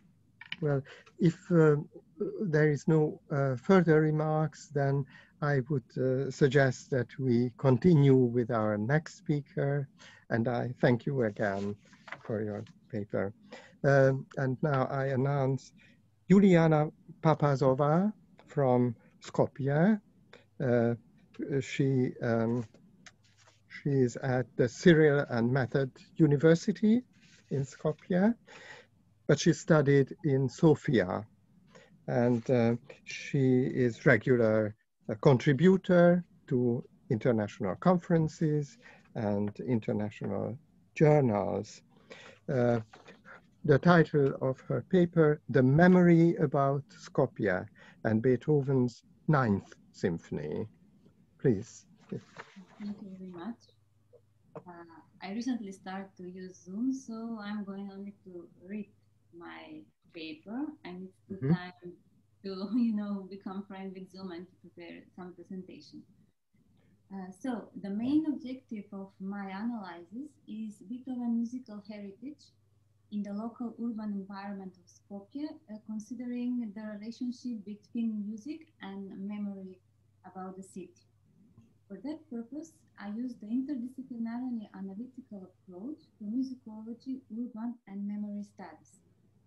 My research of above mentioned topics is based on two case studies. The earthquake in 1963 and its anniversary in 2014, as well as the project Skopje 2014, realized in the last 10 years. Yes, I'm sorry. I fear I can hear you, but a little faintly. I wonder whether you can speak a little closer to the computer. Perhaps that would help. Okay. Sorry. Is it better now? It's better now. Thank you. So start from the beginning. Yes. Okay. I will start again from the beginning. Now it's okay. So the main objective of my analysis is Beethoven musical heritage in the local urban environment of Skopje, considering the relationship between music and memory about the city. For that purpose, I use interdisciplinary analytical approach from musicology, urban and memory studies. My research of above mentioned topics is based on two case studies, the earthquake in 1963 and its anniversary in 2013, as well as the project Skopje 2014 realized in the last 10 years. Urban memory has indicated that the city as a physical landscape and collection of objects and practices that enable recollection of the past and embody the past through traces of the city's sequential building and rebuilding. Musical or theoretical studies about music and urban space show that musical cultures are deeply affected by urban social change, and that the role of music as an instrument of power has evolved in the urban order. The selected city for analysis, as you know, most of you, Skopje is located in the central part of the Balkan. And in more recent history, the urbanization of the city began in the 19th century after the reconstruction of the Vardar Railway in 1873 and grew more in 1888 when the Moravian and Vardar Railway were incorporated or connected. In the period between two world wars, on two occasions, the mayor of the city of Skopje was Josif Mihailovich Jurukovsky, who is considered as the creator of modern Skopje. His urban plan included city water supply, city hospital, zoo, schools, officer hall, and other objects. After World War II, Skopje became the capital of Socialist Republic of Macedonia, one of the 6 republics in the Socialist Federative Republic of Yugoslavia. At some point, after the devastating earthquake of 1963, the city experienced an almost complete destruction, and over the next few years, with the help of domestic and foreign factors, the city was rebuilt. After the breakup of Yugoslavia, Skopje remained the capital and largest city in the new state. In the last 10 years, with the cultural and political project Skopje 2040, the city center has been undergoing a negative transformation with a number of new buildings, monuments, and bridges on a very small space in the city center. The recent urban memory about Skopje in the last couple of decades, almost 6, is divided in general into 2 points. Around the strong earthquake, meaning what happened or what was built before and after, and the second point is connected with the recent new urban, cultural and political project Skopje 2014. Music has had an important role in the process of rebuilding of Skopje after the earthquake during the 60s and 70s. Skopje received a huge help from 87 different countries, which is a rare example of so big and intensive help. And since that period, Skopje is called the City of Solidarity. So in this period, during the summer, Skopje held one festival titled as Sredbina Solidarnost, or Meetings of Solidarity. Some famous musicians performed at this concert, such as in that time famous Italian singer Mina, then Golden Gate Quartet, some famous opera singers like Čangalović and other musicians. Also, some of the composers wrote songs dedicated to the city. I will mention one example, the children's song Pesna za Skopje, or Song for Skopje, from the composer Alexander Jambazov and the lyricist Boško Spakowski. During the years, this song was not only performed at different festivals, holidays, jubilees, but also it had a couple of versions. So one of the cover versions of these songs is from the choir Raspejani Skopjani, singing Skopjans. This choir was founded 10 years ago when the project that I mentioned, Skopje 2014, was promoted in public. So the choir covered this song and performed in live in a couple of public spaces in the city center of Skopje. But here the message and the meaning of the song, it received another meaning from the original song. The original song was created with purpose to bring new hope, a new positive attitude for the future of the city. But with this cover version, the message was also to have, good, positive meaning, but in another situation. It was not a natural disaster that happened in Skopje, but it happened some new political megalomaniac situation. So also other songs and albums that were created in the last 10 years, considering this new project, are created as a critical projects. So I'm going a little bit backward, considering the memory of natural disasters. So these memories are connected with traumatic events that shock the inner core of community identity, underline collective needs, and lead to considerable and persistent changes. Narratives on both collective and individual levels is a way to give meaning and sense to the event, to open new perspectives and support the collective rebuild.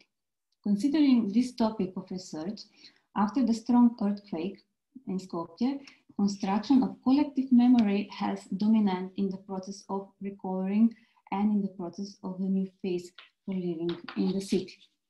Musical events that supported this approach were the already mentioned festival meetings of solidarity, some other anniversary concerts supported by music, and also other cultural events. In 2013, for the 50th anniversary of the earthquake, the Skopje Summer Festival was opened with the performance of Beethoven's Ninth Symphony. That year, Skopje Summer Festival prepared an extensive program to mark the 50th anniversary, and the opening happened at the World Day of Music, 21st of June, with the performance of the Ninth Symphony. The concert was a co-production project between the State Opera and Ballet House in Skopje and Maka Limited from Japan. The conductor was Shungo Moriyama from Japan, and the soloists were from Skopje Opera, Irena Kavkalevska, Georgi Tsutskovsky, and also the guest from Japan, Emi Hishiki and Keisuke Otan. At the opening concert, Mirko Stefanovsky, the manager of the festival, said, some short quotation, with the Ninth Symphony, we thank Japan for the solidarity shown all these years ago in 1963. End of citation. Through the speech of Stefanovsky, the narrative treatment of the collective memory of the city is symbolically presented between the Japanese architect Kenzo Tange and the Japanese guest musicians at the concert in 2013. So I will add here that the Japanese architect Kenzo Tange won the World Public Competition for Urban Design for Skopje in the 60s. So the positive role of Tange in the rebuilding of the city 50 years after the earthquake is still important for keeping the memory of positive human values and the memory that fits with the musical heritage of Beethoven's Ninth Symphony, especially its fourth movement. In this context, one of the soloists at the concert, Georgi Tsutskovsky, said, I will cite, Japanese soloists were amazed by the hospitality and our historical connection through the architect Kenzo Tange, and literally merged into the ensemble. There was a sense of compactness, unity, which helped to transcend emotions to the audience and to be more even intense. In general, the retrospective analysis of the meaning of Beethoven's music for the City of Solidarity over the past few decades shows that the reception of Beethoven's symphonic opus has been based on the message of universality and joy, and this is in both periods, before the earthquake, which could be found in the published reviews, essays dedicated to Beethoven's symphonies, and at the time when the city remembered the natural disaster at one of the anniversary cultural events. And in general, many authors treat the music heritage of Beethoven to be the central point of all musical value. His music, especially his symphonies, presents the highest pinnacle of human and spiritual aspiration. So at the end, I would resume that this research presents two contrasting memory levels for the city, marking the 50th anniversary of the earthquake by performing Beethoven's Symphony No. 9 and conveying the famous message of solidarity and joy, and a critic for the new look of the city within the creation of engaging lyrics into the songs, mainly of the local indie bands. The comparison methods and parallel presentation provided more dynamical level of discussion that marked the relationship between music and memory in the history of Skopje. And at the end, I would like to thank to the organizers, and also to the editors for the upcoming edition dedicated to Beethoven reception at the territory of Central and Southeast Europe. Thank you very much. Thank you. A very tragic and relatively recent tragedy in which Beethoven still can be can serve a very symbolic meaning and can help. I wonder whether there are questions to Professor Papazova. I'm looking, I'm trying to see everybody, whether there is. Yes, Tatiana, please. We can't hear you now. Yes. I forgot again. So thank you very much for your presentation. I'm sure this is something revealing for everybody. So as you said, the premiere was actually guest performance by Ljubljana Opera House, so Slovenian. Yes, I didn't mention that now. Yes, in the presentation, but you know it because you edited the it wasn't mentioned now. But was the symphony performed by so Macedonian musicians, North Macedonian, or afterwards? The premiere of the Symphony No. 9 was in 1959 by Slovenian Philharmonic. The full member of Slovenian Philharmonic performed this symphony, and after a couple of years, this symphony was promoted by Macedonian Philharmonic, at the repertoire. But the premiere was performed by Slovenian Philharmonic from Ljubljana. The whole ensemble was in Skopje. So this was actually Yugoslav cooperation. Yeah, it was Yugoslav, yes, cooperation. Yes, it was one of the regular communication and collaborations. Thank you. Also, the Belgrade Philharmonic performed in Skopje, and also Macedonian performed in Belgrade. So yes, it was, yes. Thank you. Yeah.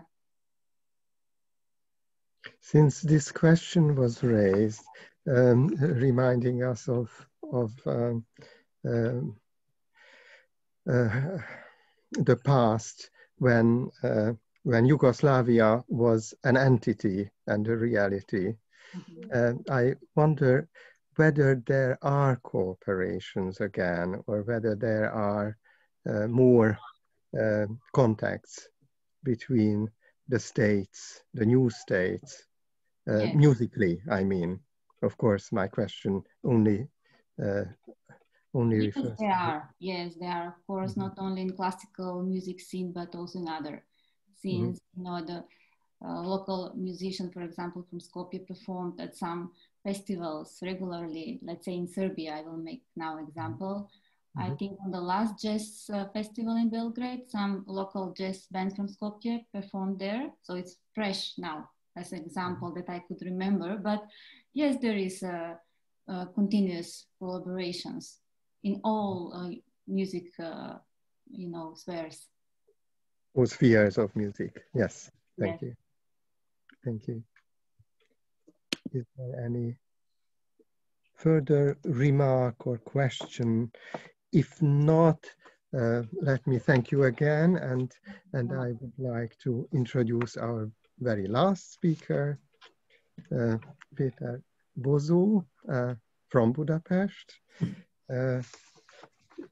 whom you might, or most of you might know as chief editor of Studia Musicologica, our very important organ. So he is one of the most important contact persons with with international scholarship at the moment. And Péter Bozó studied in Budapest, and I'm not sure whether you are aware that his first major topic was Liszt, but not the generally well-known Liszt, but a very special issue, Liszt's songs. And he wrote not only a dissertation, but published also a book on Liszt's songs. And since then, he worked on several other topics, which are actually reception history research into so diverging protagonists as Offenbach and Richard Wagner in Budapest. Now, the title of his paper is Dénes Barta, Ernst von Dohnányi, and Beethoven's Three Style Periods. Péter, please. Thank you, Leti, for this very kind introduction. You know very well my career because you are my doctor father. And many thanks also to Juliana and Alexandros and all the other speakers who contributed to the forthcoming issue to Studia Musicological. I have also contributed. This will be a shortened version, an abridged version of a longer study with a somewhat other focus than the longer study. But first of all, I would like to share my screen and sound, computer sound. Can you see my presentation, my slideshow? Yes, yes, we can. Thank you.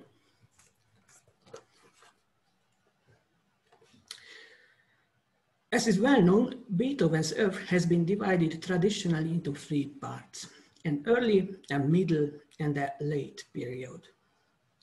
To be sure, this kind of periodization has been frequently criticized for being unsatisfactory. Nevertheless, several authors writing on his music took over the idea of tripartite division. Certainly, there are significant differences in the secondary literature, how the three periods were defined chronologically and how single works were classified. To put it in another way, there are several kinds of tripartite periodizations. In what follows, I would like to demonstrate how two very different personalities, Dénes Barta and Ernő Dohnányi, used and modified the traditional three-part division.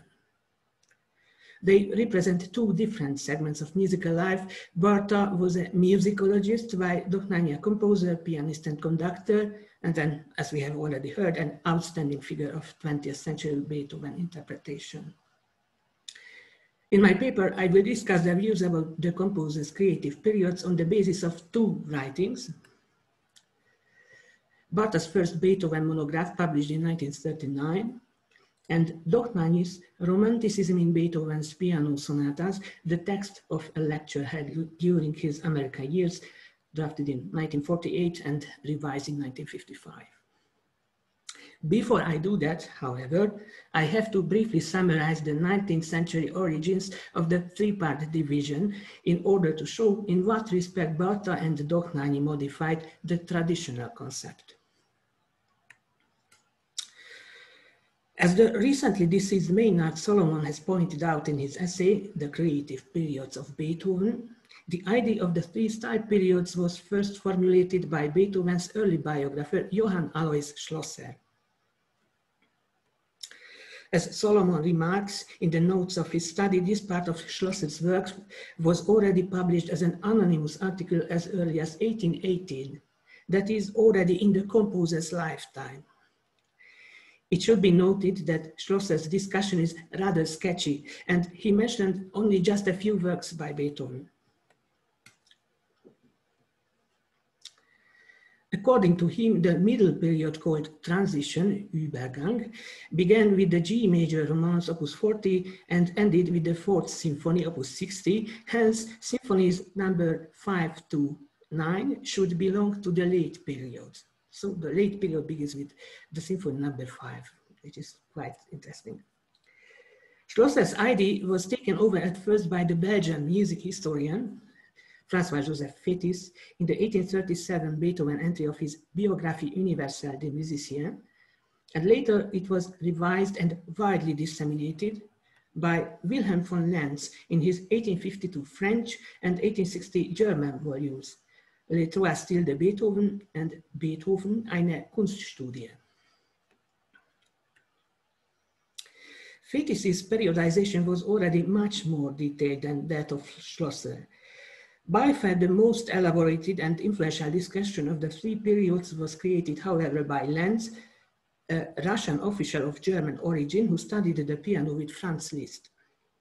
Lenz based his division on the opus numbers and defined the middle period as beginning with the first symphony, opus 21, and ending with the duet Merkenstein, opus 100. Of course, the really important milestone is opus 101, the E major piano sonata.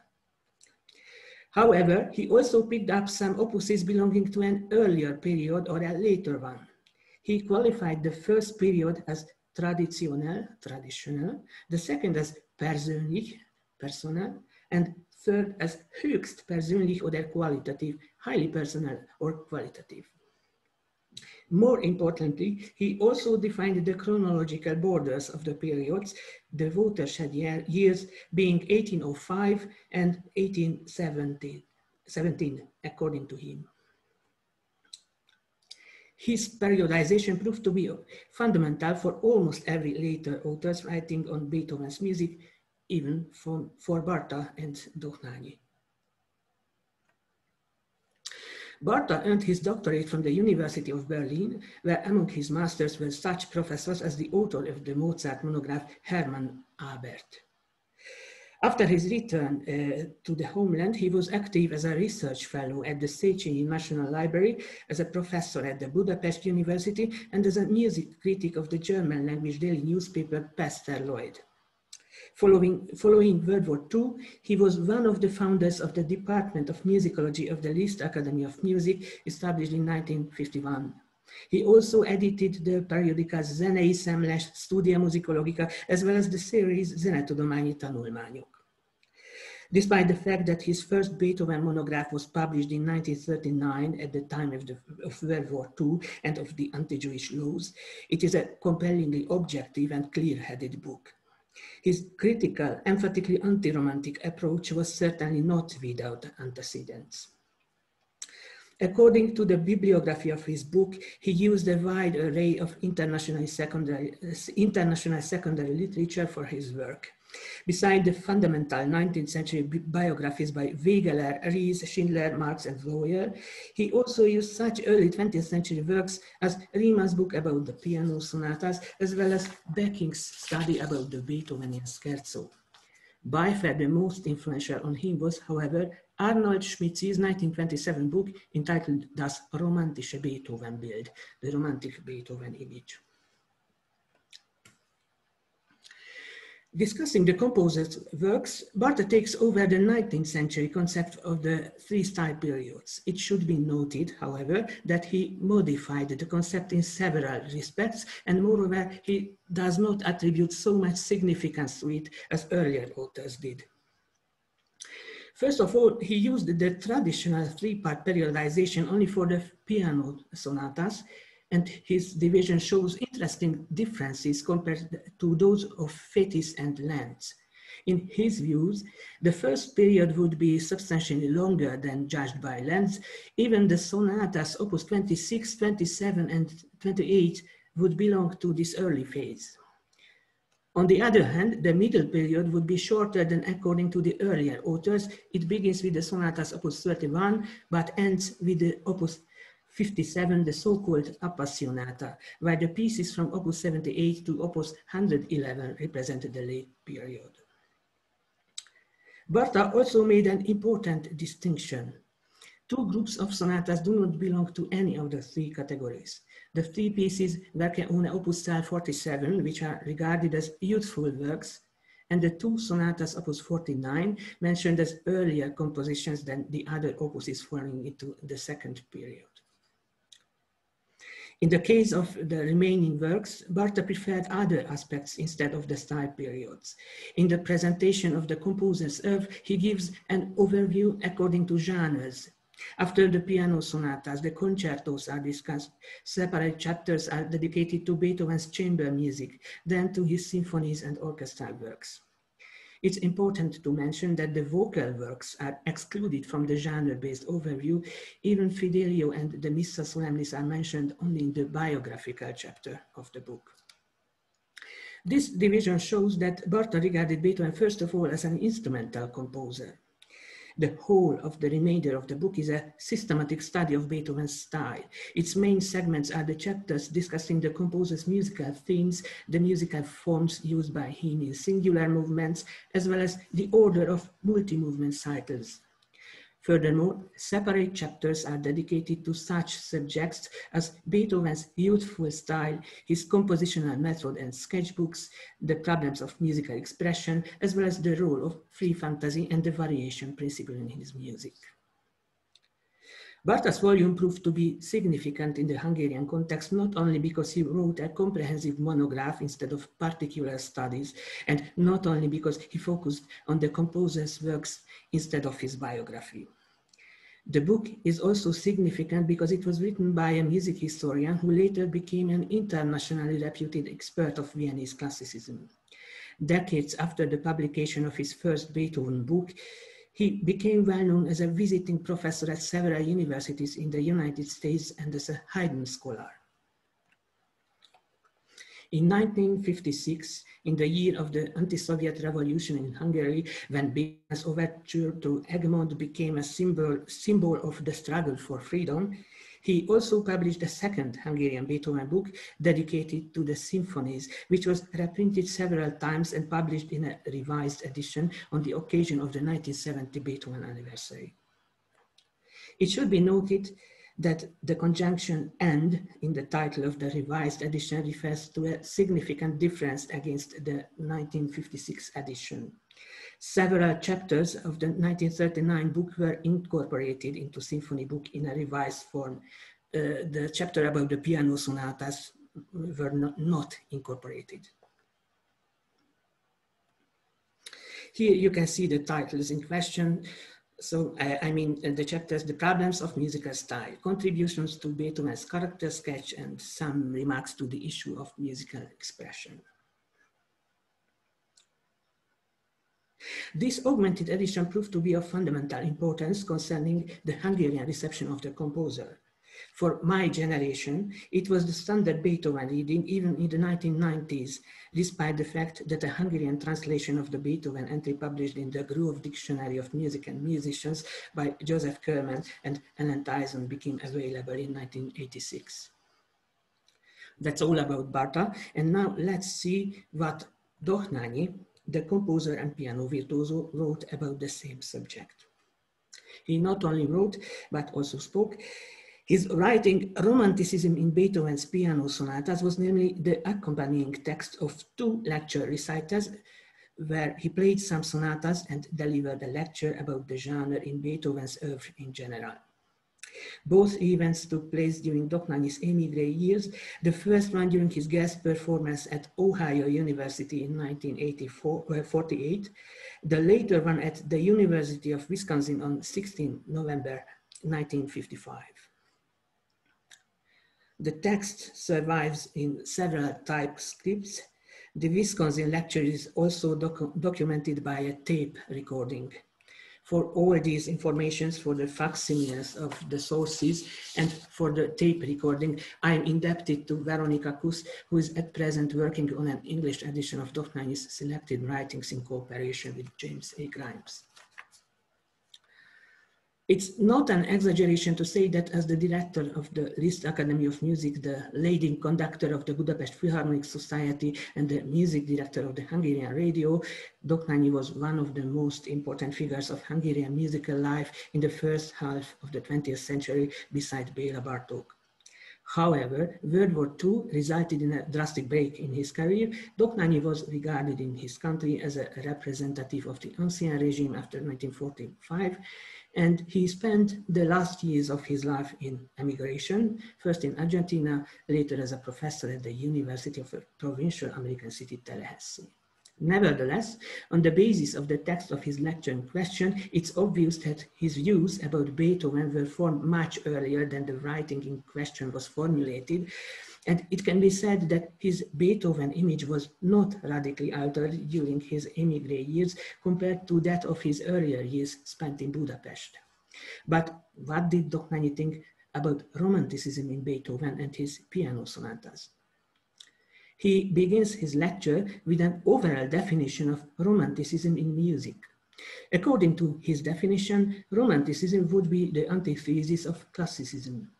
While Mozart is regarded as the par excellence classical composer, and the main representatives of Romanticism would be Schumann, Beethoven is somewhere between the two categories. We hear Dohnányi himself. Classicism is law and order.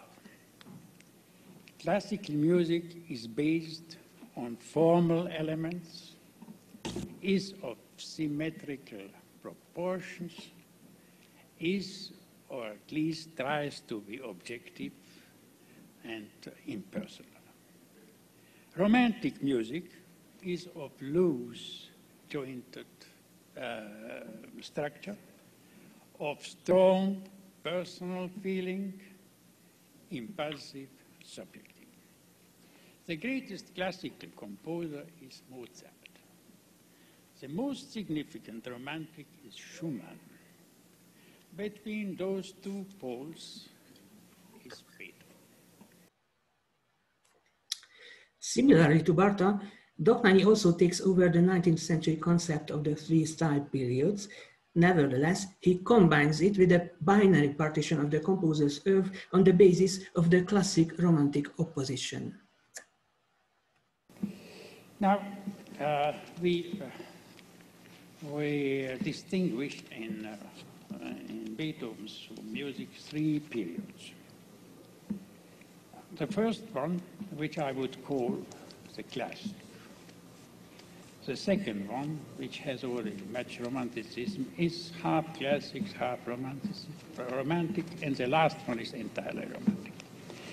As you can see, there are interesting differences between what he says on the tape recording and what was written in the typescript. According to Dohnányi, the first romantic pieces of the second period piano sonatas would be Opus 27, number 1 and 2, each labeled as Sonata Quasi una Fantasia by Beethoven, while the beginning of the third period is marked by the piano sonata Opus 78 in F-sharp major. Nevertheless, it seems that for him, the classic romantic division is more important than the three-part periodization. He mentions the piano sonata in D minor, Opus 31, number 2, and Opus 57 in F minor, as the most emphatically romantic pieces of the second period. However, he says it's remarkable that the preceding great sonata, the Waldstein, Opus 53, has scarcely any romantic elements. This sonata, like the C major Opus 2 number 3, has obviously pianistically virtuoso tendencies. In his views, there is an exceptional work even in the last period, the piano sonata in E flat major Opus 81A, which is program music, hence it cannot be regarded as romantic according to Dohnányi. This is a quite interesting argumentation. You have to know that Dohnányi was against the verbal deciphering of musical works. So he was not a, he didn't like program music. Now, some words about what Dohnányi read about Beethoven. Due to the researches of Anna Laskai, we know quite well what kind of books Dohnányi owned and read concerning the German composer. In his American estate, whose items are now preserved at the Budapest Institute for Musicology, a copy of the 1921 American edition of Zoya's biography was preserved. Although it did not survive at the estate, in the list of his Székestate library, several 19th century Beethoven books are mentioned, such as Adolf Bernhard Marx's monograph, Gustav Nottebohm's 1872 and 1887 volumes, a 1909 German edition of Beethoven's letters, a compilation of personal recollections of the composer's contemporaries by Oskar Zonneck, Beethoven novel by Felix Hoch, Karl Kobalt's German book about the composer's relations to Vienna, English monographs by Alexander Mackenzie and Marion M. Scott, and also a German translation of Roman Roland's second Beethoven book. According to the evidence of a list prepared by his third wife, Ilona Dohnányi, in his old age, he even acquired a copy of the psychoanalytic study by editor Richard Sterba, discussing Beethoven's relationship to his nephew, Karl. Dohnányi's understanding of Beethoven was based, however, first of all, on the profound knowledge of the composer's work. As a pianist, he played practically the whole pianistic oeuvre of the composer, not only the 32 piano sonatas and the 5 piano concertos, but also his complete chamber music for piano. That's all about Dohnányi, and now I should know the consequences of my paper. Perhaps the most important such consequence is that the popular idea of three-part periodization has surprisingly different variants in the Beethoven literature, as we have seen. Thank you for your attention.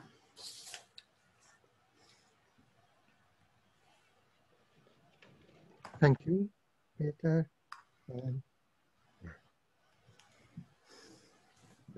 I'm glad that now we have heard about the reception of Beethoven as composer by musicians and musicologists, and not just Beethoven being used and abused by society more generally.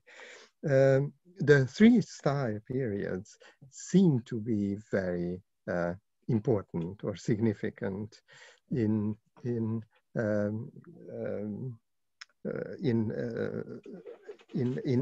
Beethoven's reputation, and I wonder why.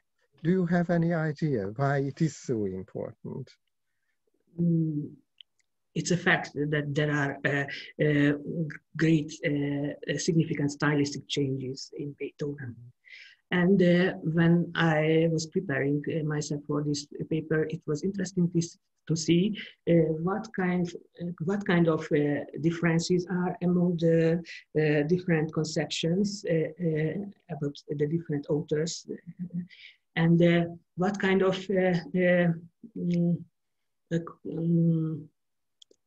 similarities. For example, most of the authors agree that the Eroica Symphony is a significant change and a milestone in Beethoven's work. And as far as I can remember, both Fétis and Land agree that it's the beginning of the second period in the symphonic work.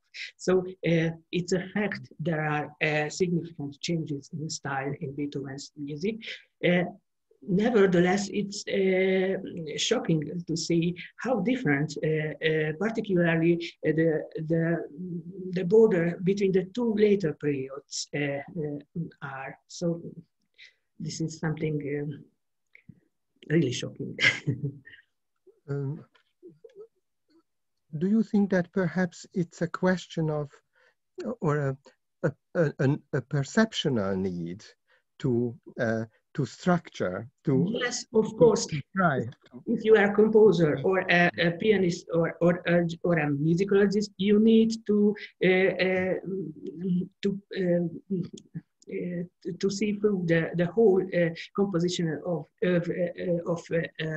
a composer like Beethoven. So he had quite a lot of compositions, and you have to classify these compositions somehow. Yeah. Of course, I think it's a very useful thing to divide his oeuvre into three periods, but it's also interesting to see the differences between the different periodizations. Yes, it is. It is. Now I wonder whether there are questions or remarks. Since I cannot see, let me point out just one moment which you did not speak about in any detail, but you mentioned and referred to that historically Beethoven's music had a very special resonance. You mentioned the Egmont Overture, yes, and 1956 revolution. I think it might be interesting for our international guests that it had such a significant role that it until today the two are linked, are closely linked. If there is no other remark or question, then let me thank you again for this interesting paper which showed us two very different approaches. The pianist Dohnányi late summary of his views on Beethoven and a classification based on classic and romantic, and the other by Dénes Barta, the important musicologist, whose book is still a landmark work in Hungarian on Beethoven. I'm just mentioning how interesting it is that although his book, the second book, is on the symphonies, still the piano sonatas are central, I think. I'm right. Of course. Yeah. And of course, the freestyle periods are also mentioned in the last book, only for a short paragraph. But I mean that this three-part periodization was not so important particularly for the late Barta. Mm-hmm. Thank you. So I think we can close our final session, and I think I can ask Pál Richter, our director. Yes, please, I am here, but only my video is closed by the host. Oh. Yes. So yes, now I can start my video. Okay. Yeah, now you are liberated. Yes, I am here. Thank you for yes for leading the session. I'm giving over. Yeah. And this is the closing moment. Dear colleagues, I warmly thank you all for the substantial contributions to this worthy remembrance of Beethoven today. By the help of your presentations, we could get insights of Beethoven reception historically, in the society, by political regimes, in musical life, in musicology in the last, as well as the personal reception of great composers, performers, as descendants of Beethoven, the greatest, as we could hear in Dohnányi's interpretation. Moreover, we could get acquainted with Beethoven's funeral march, more precisely marches performed by gypsy bands and military or village brass bands. And now, as the closing moment of the conference, I share my computer.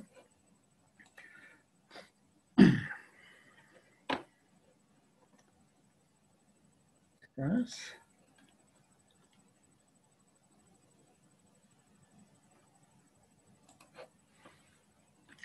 Please allow me to invite you to our upcoming exhibition dealing with the same subject, Beethoven, his cult and reception, entitled Music Has Come to the Limits of Expression, Beethoven in Hungary.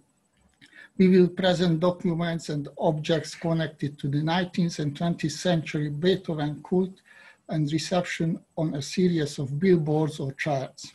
Now, as a promotional teaser, I show you some of the charts.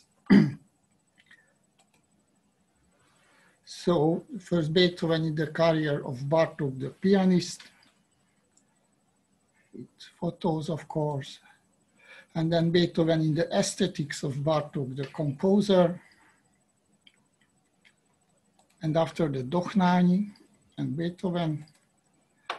And then the Beethoven reception of the orchestra of the Philharmonic Society in the 20th century, which is very important. We have a lot of programs with Beethoven music, of course. And then Beethoven recordings in Hungary, which is also a very important issue.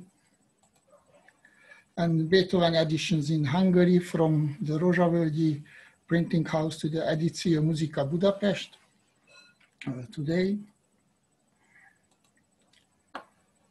And then some issues from the 19th century, of course, Beethoven and the Hungarian aristocracy. And then the Fidelio, the reception of Fidelio. And then the performances of Beethoven's symphonies in Buda and Pest. And Beethoven's chamber music in the 19th century, Pest. And then it's a very important map, the 1870 centenary of Beethoven in Europe. And in the map, you can see the cities, the localities, and then you can read what happened that city in concerning this centenary. And of course, this very interesting topic of connecting to folk music and folk tradition, Beethoven's Funeral March. And our exhibition will also feature the Beethoven cult in Hungarian fine art, especially during the period that culminated in the first decade of the 20th century. In the first building, violinist and professor at the Budapest Music Academy, Jenő Hubai, had a Beethoven bust standing next to his white Bösendorfer piano in the White Hall of Music of his palais facing the Danube. This bust is now preserved in all Museum of Music History. And then that is Zoltán Kodály's apartment. In Zoltán Kodály's apartment, we can see nowadays a copy of another Beethoven bust made by artists at the Telcs. The original statue of this bust could be found in Adolf Kohner, the president of the National Fine Arts Society. He had in the music room of this Art Nouveau style palace of Damjanich Street, Budapest, the statue of Beethoven made by Ede Telcs. Next to the paintings, here you can see, of course, next to the paintings, Paul Gauguin, Vincent van Gogh, and Claude Monet. Another copy of the Beethoven statue occupied a dominant place on the main facade of Ignác Alpár's villa in Budapest. Here you can see these two pictures, photos. In the music hall of the Hungarian pavilion at the Milan World's Fair in 1906, and in the Hungarian house in Venice 1909, Beethoven's bust was featured as a symbol of music, you can see here. And the opening ceremony will be, of course, online on the 15th of December, 6 p.m. And please follow the website of our institute. Then you will find the exact link in the next week. And I thank you once more for your attention. And of course, take care of yourself. And now at the end, stop share, and I ask everybody to switch on the video to see each other and to say goodbye. And thank you for your presentation and for participation today. You were welcome in the Institute for Musicology, and goodbye. Thank you for your organization. Thank you. Thank you very much. Thank you. Bye. Bye-bye.